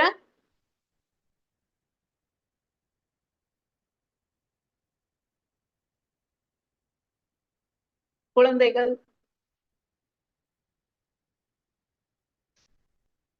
ஓகே. பெற்றோர், பெற்றோர், குழந்தைகள், மனைவி இந்த மாதிரி. சோ முதல்ல வந்து ஒரு மனிதர் வந்து யாருகிட்ட நல்லவரா இருக்கணும் அப்படின்னா, தன்னுடைய துணை கிட்ட, தன்னுடைய மனைவி அல்லது கணவர். யார் ஒருவர் தன்னுடைய துணை அவங்க கிட்ட வந்து நல்ல பேர் எடுக்கிறாங்களோ, மக்கள்ல வந்து சிறந்தவங்க அவங்கதான் அப்படின்னு அல்லாஹுடைய தூதர் ஸல்லல்லாஹு அலைஹி வஸல்லம் அவங்க சொல்றாங்க. ஆயிஷா ரலியல்லாஹு அன்ஹா அல்லாஹ்வுடைய தூதரை பற்றி பேசுறப்போ என்ன சொல்றாங்க அப்படின்னா, மக்கள்லே சிறந்தவர் யாரு அப்படின்னு என்கிட்ட நீங்க யாரும் கேட்டீங்க அப்படின்னா, நான் ரசூலுல்லாஹி ஸல்லல்லாஹு அலைஹி வஸல்லம் அவங்கதான்னு சொல்லுவேன்னு சொல்றாங்க. அதாவது ஒரு துணை அப்படிங்கிறவங்க எப்படின்னா, தன்னுடைய வெளிப்படையான தவறுகளையும் சரி, அதே மாதிரி அந்தரங்கத்துல நம்ம செய்யக்கூடிய தவறுகளையும் சரி, அது எல்லாத்தையுமே நம்முடைய துணைக்கு அப்படி அவங்களுக்கு மட்டும்தான் தெரியும். அப்படி தெரிஞ்சு கொள்ளக்கூடிய ஒரு நபர் தன்னுடைய துணை நல்லவர், தன்னுடைய கணவர் நல்லவர், தன்னுடைய மனைவி நல்லவர் அப்படின்னு சொல்றாங்க அப்படின்னா, அந்த அளவுக்கு அந்த மனிதர் நல்லவரா இருந்தா மட்டும்தான் சொல்ல முடியும். ஏன்னா வெளியில இருக்கிறவங்க எல்லாருக்குமே வந்து அவங்க தன்னுடைய ஒரு மனிதர் வந்து வெளியில இருக்கிறவங்களுக்கு நல்லவங்களா இருக்கலாம். ஆனா அவங்களுடைய மனைவிக்காண்டியோ, அவங்களுடைய கணவன் கிட்டயும் அவங்க நல்லவங்க அப்படின்னு பேர் எடுக்கிறாங்க அப்படின்னா, அல்லாஹ்வுடைய பார்வையில சிறந்த மனிதர்கள்ல அவங்களும் ஒருத்தவங்களா இருப்பாங்க. ஏன் அப்படின்னா, அல்லாஹ்வுக்கு நம்ம செய்யக்கூடிய தவறுகள் அப்படின்னு இருக்கு. மற்ற மனிதர்களுக்கு நம்ம செய்யக்கூடிய தவறுகள் அப்படின்னு இருக்கு. அல்லாஹ் கிட்ட நம்ம செய்யக்கூடிய தவறுகள், அதாவது தொழுகையை விடுறதோ, நோன்பு வைக்காம இருக்கிறதோ, இந்த மாதிரி தவறுகள், சதக்கா கொடுக்காம இருக்கிறதோ, இந்த மாதிரி தவறுகள் இருக்கு இல்லையா? இந்த தவறுகளை வந்து அல்லாஹ்விடத்துல பாவ மன்னிப்பு தேடி நம்ம சரி செஞ்சிடலாம். ஆனா மற்ற மனிதர்கள் கிட்ட நம்ம செய்யக்கூடிய தவறுகளை வந்து அந்த மனிதர் மன்னிக்காத வரைக்கும் அல்லாஹ் வந்து அந்த தவறை நம்ம மீது மன்னிக்க மாட்டான். அதனாலதான் நபி ஸல்லல்லாஹு அலைஹி வஸல்லம் அவங்களோட சக்கராத்துல இருக்கிறப்ப என்ன சொல்றாங்க, நான் யாருக்கும் கடன் கொடுக்க வேண்டியது இருந்துச்சு வந்து அப்படின்னா இப்ப வந்து என்கிட்ட வாங்கிக்கோங்க. யாருக்கும் நான் அநீதி இழைச்சிட்டேன் அப்படின்னா இப்பவே என்கிட்ட இருந்து வாங்கிக்கோங்க. இப்ப நீங்க வாங்கிட்டீங்க அப்படின்னா அல்லாஹ்வை நான் போய் பார்க்கல, அல்லாஹ் கிட்ட வந்து நான் வந்து ஒரு கடனாளியா நிக்க மாட்டேன் அப்படிங்கிற காரணத்துக்காண்டிதான் நபி ஸல்லல்லாஹு அலைஹி வஸல்லம் அவங்க சொல்றாங்க. ரெண்டாவது ரெண்டாவது யார் இருக்கா? இரண்டாவது இடத்துல ஒரு மனிதர் நல்லவர்னு பேர் எடுத்தாங்க அப்படின்னா சொர்க்கத்துக்கு செல்லலாம் அப்படிங்கிற மாதிரி இடத்துல யார் இருக்கா அப்படின்னா, ஒரு மனிதருக்கு அந்த மனிதருக்கு கீழ் வேலை செய்யக்கூடியவர்கள். பொதுவா நம்மள சார்ந்து இருக்கிறவங்க அவங்க மேலதான் நம்ம என்ன பண்றோம், ரொம்ப அநீதமா நடந்துக்கிறோம். அவங்களுடைய தேவைகளையும் உணர்வுகளையும் புரிஞ்சுக்காம அவங்கள ரொம்ப தவறான இடத்துல இருந்து நம்ம பாக்குறோம். அவங்களோட தேவைக்காக நம்ம கிட்ட இருக்காங்க அப்படின்னா அந்த இடத்துலதான் வந்து நம்ம இன்னும் கண்ணியமான முறையில அந்த மனிதரை நம்ம நடத்தணும். அனஸ் ரலியல்லாஹு அன்ஹு நபி ஸல்லல்லாஹு அலைஹி வஸல்லம் அவங்க கிட்ட 10 வருடங்கள் வந்து வேலை செஞ்சிருக்காங்க. 10 வருடங்கள் அனஸ் ரலியல்லாஹு அன்ஹு தான் நபி ஸல்லல்லாஹு அலைஹி வஸல்லம்க்கு தேவையான இதை செய்வாங்க. இரவு தஹஜ்ஜத் தொழுகைக்கு நபி ஸல்லல்லாஹு அலைஹி வஸல்லம் எந்திரிப்பாங்கல்ல, அப்ப அனஸ் ரலியல்லாஹு அன்ஹு வந்து ஒரு வாளியில தண்ணியோட வந்து நபி ஸல்லல்லாஹு அலைஹி வஸல்லம் எந்திரிக்கிறதுக்கு முன்னாடியே அவங்க வந்து நிப்பாங்க. அந்த மாதிரி ஆரம்பிச்சு நபி ஸல்லல்லாஹு அலைஹி வஸல்லம்க்கு தேவையான எல்லா வேலைகளுமே அனஸ் ரலியல்லாஹு அன்ஹு அப்படிதான் செஞ்சாங்க. ஒரு மனிதர்கிட்ட 10 வருடங்கள் அவங்க வேலை செஞ்சாங்க அப்படிங்கிறது மட்டும் இல்லாம தன்னுடைய வாழ்நாள் முழுக்க அனஸ் ரலியல்லாஹு அன்ஹு என்ன பண்ணிருக்காங்க, நபி ஸல்லல்லாஹு அலைஹி வஸல்லம் தன்னை நடத்தினத புகழ்ந்துகிட்டே இருந்திருக்காங்க. இத்தனை வருஷங்கள் வந்து ஒரு மனிதருக்கு கீழே தானாக முன் வந்து அவங்க வேலை செய்யறாங்க அப்படின்னா அல்லாஹ்வுடைய தூதர் ஸல்லல்லாஹு அலைஹி வஸல்லம் அவங்க அனஸ் ரலியல்லாஹு அன்ஹுவ சிறந்த முறையில நடத்தினனால மட்டும்தான். தன்னுடைய அடிமை ஸெய்த் இப்னு ஹாரிஸா ரலியல்லாஹு அன்ஹு இருக்காங்கல்ல, அவங்க எந்த அளவுக்கு நபி ஸல்லல்லாஹு அலைஹி வஸல்லம் அவங்க மீது பாசமா இருந்தாங்க அப்படின்னா, ஒரு கட்டத்துல நபி ஸல்லல்லாஹு அலைஹி வஸல்லம் வந்து ஸெய்த் இப்னு ஹாரிஸா ரலியல்லாஹு அன்ஹுவ வந்து தன்னுடைய வளர்ப்பு மகனா மக்களுக்கு மத்தியில அறிவிச்சிருக்காங்க. அந்த அளவுக்கு நபி ஸல்லல்லாஹு அலைஹி வஸல்லம் வந்து தமக்கு கீழ் இருந்தவங்க கிட்ட கண்ணியமான முறையிலையும் பாசமான முறையிலையும் அவங்க நடந்திருக்காங்க. அடுத்தது யாரு அப்படின்னா, 3வது இடத்துல யார் இருக்கா? இவங்க கிட்ட நல்ல பேர் எடுத்தா சொர்க்கத்துக்கு போறதுக்கான வாய்ப்புகள் நிறைய இருக்கு அப்படின்னா, யார் இருக்காங்க அப்படின்னா, நம்முடைய எதிரிகள். எதிரிகள்ட்ட எப்படி நம்ம நல்ல பேர் எடுக்கிறது? அதுவும் நபி ஸல்லல்லாஹு அலைஹி வஸல்லம் எப்படின்னு சொல்றாங்க, முதல் ஹிஜ்ரத் நடக்குது இல்லையா? முதல்ல ஹிஜ்ரத் எங்க செய்றாங்க? முஸ்லிம்கள் வந்து குறைஷிகளோட தொல்லை தாங்க முடியாம முதல் ஹிஜ்ரத்துக்கு எங்க போறாங்க அப்படின்னா, அபிசீனியாவுக்கு போறாங்க. அங்க அபிசீனியாவுக்கு முஸ்லிம்கள் எல்லாரும் தப்பிச்சு போறாங்க அப்படின்னு தெரிஞ்சோடனே குறைஷிகள் என்ன பண்றாங்க, அந்த முஸ்லிம்கள் எல்லாத்தையும் கூட்டிட்டு வர்றதுக்காண்டி அபிசீனியாவுக்கு அபு சுஃபியான் அவங்கள வந்து அனுப்பிச்சு வைக்கிறாங்க. அபு சுஃபியான் என்ன பண்றாங்க, அங்க போய் அபிசீனியாவுக்கு அந்த மக்களை கூப்பிடுறதுக்காண்டி அவங்கள கைது செஞ்சுட்டு வர்றதுக்காண்டி அபு சுஃபியான் அங்க போறாங்க. போறப்போ அந்த நஜ்ஜாசி மன்னர் இருக்காருல்ல, நஜ்ஜாசி மன்னர் அபு சுஃபியானை பார்த்து கேக்குறாங்க, முஹம்மத பத்தி என்ன நீங்க சொல்றீங்க? முஹம்மது வந்து இந்த மாதிரி சொல்றாங்க அப்படின்னு நீங்க சொல்றீங்க. முஹம்மது எப்படிப்பட்டவர்? அவர் எப்படிப்பட்ட மனிதர்? அப்படிங்கிறத நீங்க சொல்லுங்க அப்படின்றாங்க. அது வரைக்கும் இஸ்லாத்தை பத்தி தவறா சொல்லிக்கிட்டு இருந்த அபு சுஃபியான் முஹம்மது எப்படிப்பட்டவர்னு கேட்டப்போ அபு சுஃபியான் என்ன சொல்றாங்க அப்படின்னா, அவங்கள மாதிரி உண்மையை தவிர்த்து வேற எதையுமே அவங்க பேசி நான் பார்த்ததே இல்லை அப்படின்னு அபு சுஃபியான் சொல்றாங்க. இஸ்லாத்துல மாபெரும் எதிரியா இருந்த அபு சுஃபியான் என்ன பண்றாங்க அப்படின்னா, நபி ஸல்லல்லாஹு அலைஹி வஸல்லம் பத்தி கேட்கல, அவங்கள மாதிரி ஒரு உண்மையாளர் யாருமே இல்ல, அவங்கள மாதிரி நீதம் செலுத்தக்கூடிய ஒரு நபர் யாருமே இல்ல அப்படின்னு சொல்ற அளவுக்கு நபி ஸல்லல்லாஹு அலைஹி வஸல்லம் எல்லாரிடத்துலயுமே நீதமா நடந்திருக்காங்க. இஸ்லாத்த நபி ஸல்லல்லாஹு அலைஹி வஸல்லம் சொல்ல ஆரம்பிச்சதுக்கு அப்புறமும் குறைஷிகள்ல சிலர் என்ன பண்ணுவாங்க அப்படின்னா, தங்களுடைய பொருள் பாதுகாப்பா இருக்கணும் அப்படின்னா நபி ஸல்லல்லாஹு அலைஹி வஸல்லம் அவங்களோட வீட்டுல அவங்க அமானிதத்தை பேணுவாங்க, அல் அமீன் அப்படின்ற பேரோட இருக்காங்க அப்படிங்கிற காரணத்தினால என்ன பண்ணுவாங்க, இஸ்லாத்தோட பெரிய எதிரிகளா இருந்தாலும் அந்த பொருட்களை நபி ஸல்லல்லாஹு அலைஹி வஸல்லம் வீட்டுல அமானிதமா விட்டுட்டு போற அளவுக்கு நபி ஸல்லல்லாஹு அலைஹி வஸல்லம் அவங்க எதிரிகளையும் கண்ணியமா நடத்துனாங்க. இந்த மார்க்க விஷயத்தை தவிர்த்து மத்தபடி நபி ஸல்லல்லாஹு அலைஹி வஸல்லம் எந்த விதத்திலயுமே குறைஷிகளுக்கு அநீதி இழைக்கல. இப்படி நபி ஸல்லல்லாஹு அலைஹி வஸல்லம் அவங்க தனக்கும் நீதியாக இருந்து மற்றவங்களுக்கும் நீதி செய்து நம்ம வாழ்க்கை எப்படி வாழணும் அப்படின்னு ஒரு எடுத்துக்காட்டா வாழ்ந்திருக்காங்க. நபி ஸல்லல்லாஹு அலைஹி வஸல்லம் அவங்க மீது நமக்கு இருக்கிற அன்பு இதுக்கு மேலும் அதிகப்படுத்தி அல்லாஹ் மறுமையில அவர்களோடும் அவர்களது சஹாபாக்களோடும் நம் அனைவரையும் ஒன்று சேர்ப்பானாக. வாஹிரு தஅவானா அல்ஹம்துலில்லாஹி ரப்பில் ஆலமீன். அஸ்ஸலாமு அலைக்கும் வரஹ்மத்துல்லாஹி வபரகாத்துஹு. வலைக்கும் ஸலாம் வரஹ்மத்துல்லாஹி வபரகாத்துஹு. அல்ஹம்துலில்லாஹ், அல்லாஹுடைய கிருபையில மொத்த சீராவையுமே அங்கங்க ரசூலுல்லாஹ் எப்படி இருந்தாங்க அப்படிங்கிற விஷயத்த ரொம்ப அழகா சுருக்கி சொன்ன மாதிரி இருந்துச்சு. அல்ஹம்துலில்லாஹ். நபி ஸல்லல்லாஹு அலைஹி வஸல்லம் அவங்க எப்படி ஒரு நீதியாளரா இருந்தாங்க அப்படிங்கிறதுல இருந்து எப்படி அதை நம்மளுடைய வாழ்க்கையில நம்ம படிப்பினையா எடுத்துக்கணும் அப்படிங்கிற வரைக்கும் அருமையான விதத்துல தொகுத்து சொன்னாங்க. ஜஸாக்கல்லாஹு கைர். அல்லாஹ் அவங்களுடைய இல்மை இன்னும் அதிகப்படுத்தட்டும். அல்ஹம்துலில்லாஹ். பாருங்க, அல்லாஹுவை பத்தி சொல்லும் போது இப்ப சொன்னாங்கல்ல, அல்லாஹ் என்ன செய்யறான் அப்படின்னா தன்னுடைய அடியார்கள் கிட்ட சொல்றான், எனக்கு நானே அநீதம் செய்யறத ஹராமாக்கிக்கிட்டேன், நீங்களும் உங்களை போல சக மனிதர்கள் கிட்ட அநீதமா நடந்துக்காதீங்க அப்படிங்கிற விஷயத்த அல்லாஹ் நமக்கு கத்துக் கொடுக்குறான். அல்லாஹ் நம்ம கிட்ட அநீதமா நடந்துக்கிறத ஹராமாக்கியிருக்கேன்னு சொல்றான். ஏதாவது ஒரு விதத்துல அல்லாஹ் நம்மளுக்கு அநீதம் செய்யறானோ, நம்ம சின்ன சின்ன தவறுகள் செஞ்சாலும் அந்த தவறுக்காக உடனே தண்டிக்கப்படுறோமா? யோசிச்சு பாருங்க. நம்ம ஏதோ ஒரு தவறு செஞ்சுட்டோம்னா அந்த தவறுக்கான தண்டனை அல்லாஹ் கொடுக்குறேன்னு சொல்றானா? இப்ப யாராவது ஒரு ஊர்ல ஒரு தவறு செஞ்ச உடனே அந்த ஆட்சியாளர் தண்டனை கொடுத்தா அந்த ஊர்ல இருக்க மனித நேயம் பேசுற மத்த மக்கள் எல்லாம் என்ன சொல்லுவாங்க? அவகாசம் கொடுக்கலாமே, தெரியாம தானே செஞ்சிருப்பாரு, நீங்க அவருக்கு அவகாசம் கொடுத்திருக்கலாமே, இது தவறுன்னு அவர் தெரிஞ்சு செய்யலையே, இப்படி நிறைய விமர்சனங்கள் வரும்.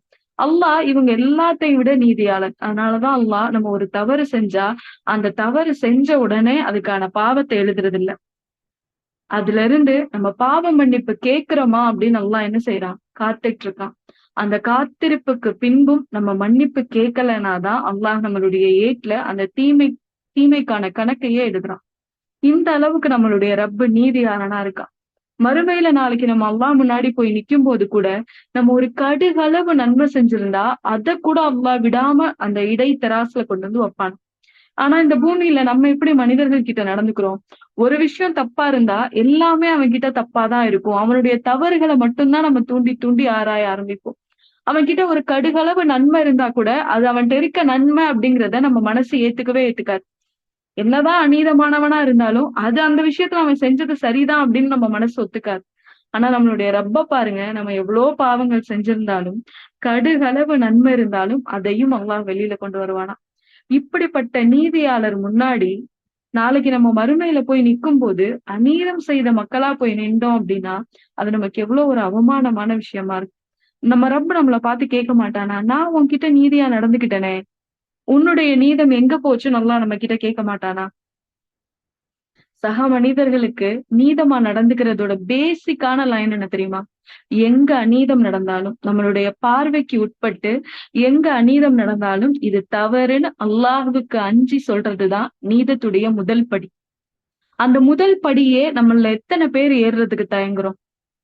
இது வேண்டாம், இது எதுக்கு நமக்கு, இது நம்மளுடைய சக்திக்கு உட்பட்டு இல்லையே அப்படின்னு.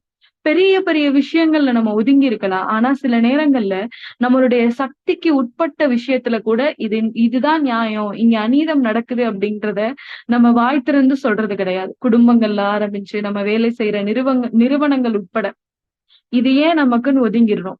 நீங்க ஒதுங்கி போறதும் ஒருத்தருக்கு அநீதம் செய்யறதுக்கு சமம்தான்.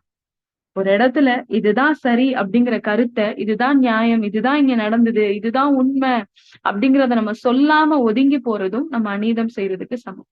இப்படி அநீதமானவங்களா இருக்கிறதால பூமியில நமக்கு ஏதாவது நஷ்டம் ஏற்பட போதா? இங்க அநீதமா இருக்கும், அந்த ஒரு நியாயமான ஒரு மனிதன் தண்டிக்கப்படுறான், அவ்வளவுதான். வேற என்ன நடக்க போகுது? ஆனா மறுமையில பாருங்க, நம்மளை விட பெரிய நஷ்டவாளி யாருமே இருக்க மாட்டாங்க. இந்த உலகத்துல யார் நீதமா நடந்துக்கலையோ, யார் பிறருடைய உரிமைகளை கொடுத்து நீதமா நடந்துக்கலையோ, அந்த மனிதனை போல ஒரு பெரும் நஷ்டவாளி மறுமையில அல்லாஹ் முன்னாடி வந்து நிக்கக்கூடிய நபர்கள்ல வேற யாருமே இருக்க முடியாது. நபி ஸல்லல்லாஹு அலைஹி வஸல்லம் சொல்றாங்கல்ல, நாளைக்கு ஒரு மனிதர் எல்லா விசாரணையும் முடிஞ்சு சொர்க்கத்துக்கும் அவருக்கும் கொஞ்ச தூரம் தான் இருக்குமா. அல்லாஹ் நீ சொர்க்கத்துக்கு போகலான்னு கட்டளையிட்டுருவாராம். அல்லாஹ் கட்டளையிட்ட உடனே இந்த மனிதர் சொர்க்கத்துக்கு போறதுக்கு தயாரா இருக்கும்போது, இப்போ ஒரு மனிதர் வருவாராம். வந்து இவர் எனக்கு அநீதம் செஞ்சுட்டாருன்னு சொல்லுவாராம். என்னுடைய உரிமைகள்ல இவர் எனக்கான உரிமையை கொடுக்கல. எனக்கு எதிரா இவர் செயல்பட்டாரு, என்னை காயப்படுத்திட்டாரு, எனக்கு அநீதம் இழைத்துட்டாருன்னு அல்லாஹ் கிட்ட முறையிடுவான். அப்ப அல்லாஹ் சொல்வானா, ஓ உன்னுடைய அநீதத்துக்கு நான் இப்ப நியாயம் தரேன் அப்படின்னு சொல்லி அந்த மனிதருடைய நன்மையில இருந்து கொஞ்சத்தை எடுத்து கொடுத்துருவாராம். இதே போல அவர் சொர்க்கத்துக்கு போக முற்படும் போது ஒவ்வொரு மனிதரா வந்து வந்து அல்லாஹ் கிட்ட முறையிடும் போது இவருடைய நன்மைகள்ல இருந்து கொஞ்சம் கொஞ்சமா அப்படியே போயிட்டே இருக்கும். இறுதியா ஒரு மனிதர் வருவாராம், யா அல்லாஹ் எனக்கும் இவர் அநீதம் பண்ணிட்டாரு. அல்லாஹ் சொல்லுவானா, இவர்கிட்ட இருந்து எடுத்து கொடுக்கறதுக்கு எந்த நன்மையுமே இல்லையப்பா. அப்ப அந்த அடியான் சொல்லுவானா, யா அல்லாஹ் என்கிட்ட நிறைய தீமை இருக்கு, என்னுடைய தீமை சுமையை நீ குறைக்கலாமே அப்படின்னு சொல்லி. அப்ப அல்லாஹ் என்ன செய்வானா, அந்த மனிதருடைய தீமையை எடுத்து அநீதம் செஞ்ச இந்த மனிதருடைய எட்ல போட்டுருவான். இப்ப பாருங்க, எவ்வளவு தொழுதிருந்தாலும், எவ்வளவு நோன்பு வச்சிருந்தாலும், எவ்வளவு சதக்கா செஞ்சிருந்தாலும், இரவு வணக்கங்கள்ல நின்று வணங்கி இருந்தாலும், பிற மனிதர்கள்ட்ட நீதமா நடந்துக்கல அப்படின்னா இந்த எல்லா அமல்களும் தூசி போல அல்லாஹ் பறக்கடிச்சிருவான். சுப்ஹானல்லாஹ். இந்த ஒரு விஷயத்துக்கு தான் ரசூலுல்லாஹ் பயந்தாங்க. என் மக ஃபாத்திமாவா இருந்தாலும் நான் கைய வெட்டியிருப்பேன்னு சொன்னதுக்குரிய காரணம் என்ன தெரியுமா? நீதமான என் ரப்பு முன்னாடி அநீதமான ஒரு அடியானா போய் நிக்கிறத நபி ஸல்லல்லாஹு அலைஹி வஸல்லம் அவங்க வெட்கப்படுறாங்க. இதே போல ஒரு பண்பை நம்மளும் வளர்த்துக்க கூடியவங்களா இருக்கணும் இன்ஷா அல்லாஹ். நாளைக்கு அர்ஷுடைய நிழல்ல வந்து இளைப்பாறக்கூடிய 7 பிரிவினர்கள்ல ஒருத்தர் யார் அப்படின்னா, நீதியான அரசர். நம்ம நீதியான அரசரா இல்லாட்டியும் ஒரு நீதியான மனிதரா நடந்துகிட்டோம்னா, நாளைக்கு அல்லாஹ் கிட்ட யா அல்லாஹ் அந்த அர்ஷுடைய நிழல் எனக்கும் நீ தரலாம் அப்படின்னு ஒரு பிரார்த்தனையை செய்யறதுக்காக தகுதி உள்ளவங்களா இருப்போம் இன்ஷா அல்லாஹ். கேட்டதின்படி செயல்படக்கூடிய மக்களாகவும், நீதமிக்க ரப்புடைய நீதமான அடியார்களாக நாளை அல்லாஹுவை சந்திக்கக்கூடிய வாய்ப்பை பெறக்கூடிய அடியார்களாகவும் அல்லாஹ் உங்களையும் என்னையும் ஆக்கி அருளணும் அப்படிங்கிற பிரார்த்தனையோட இந்த அமர்வை நிறைவு செய்றோம் இன்ஷா அல்லாஹ்.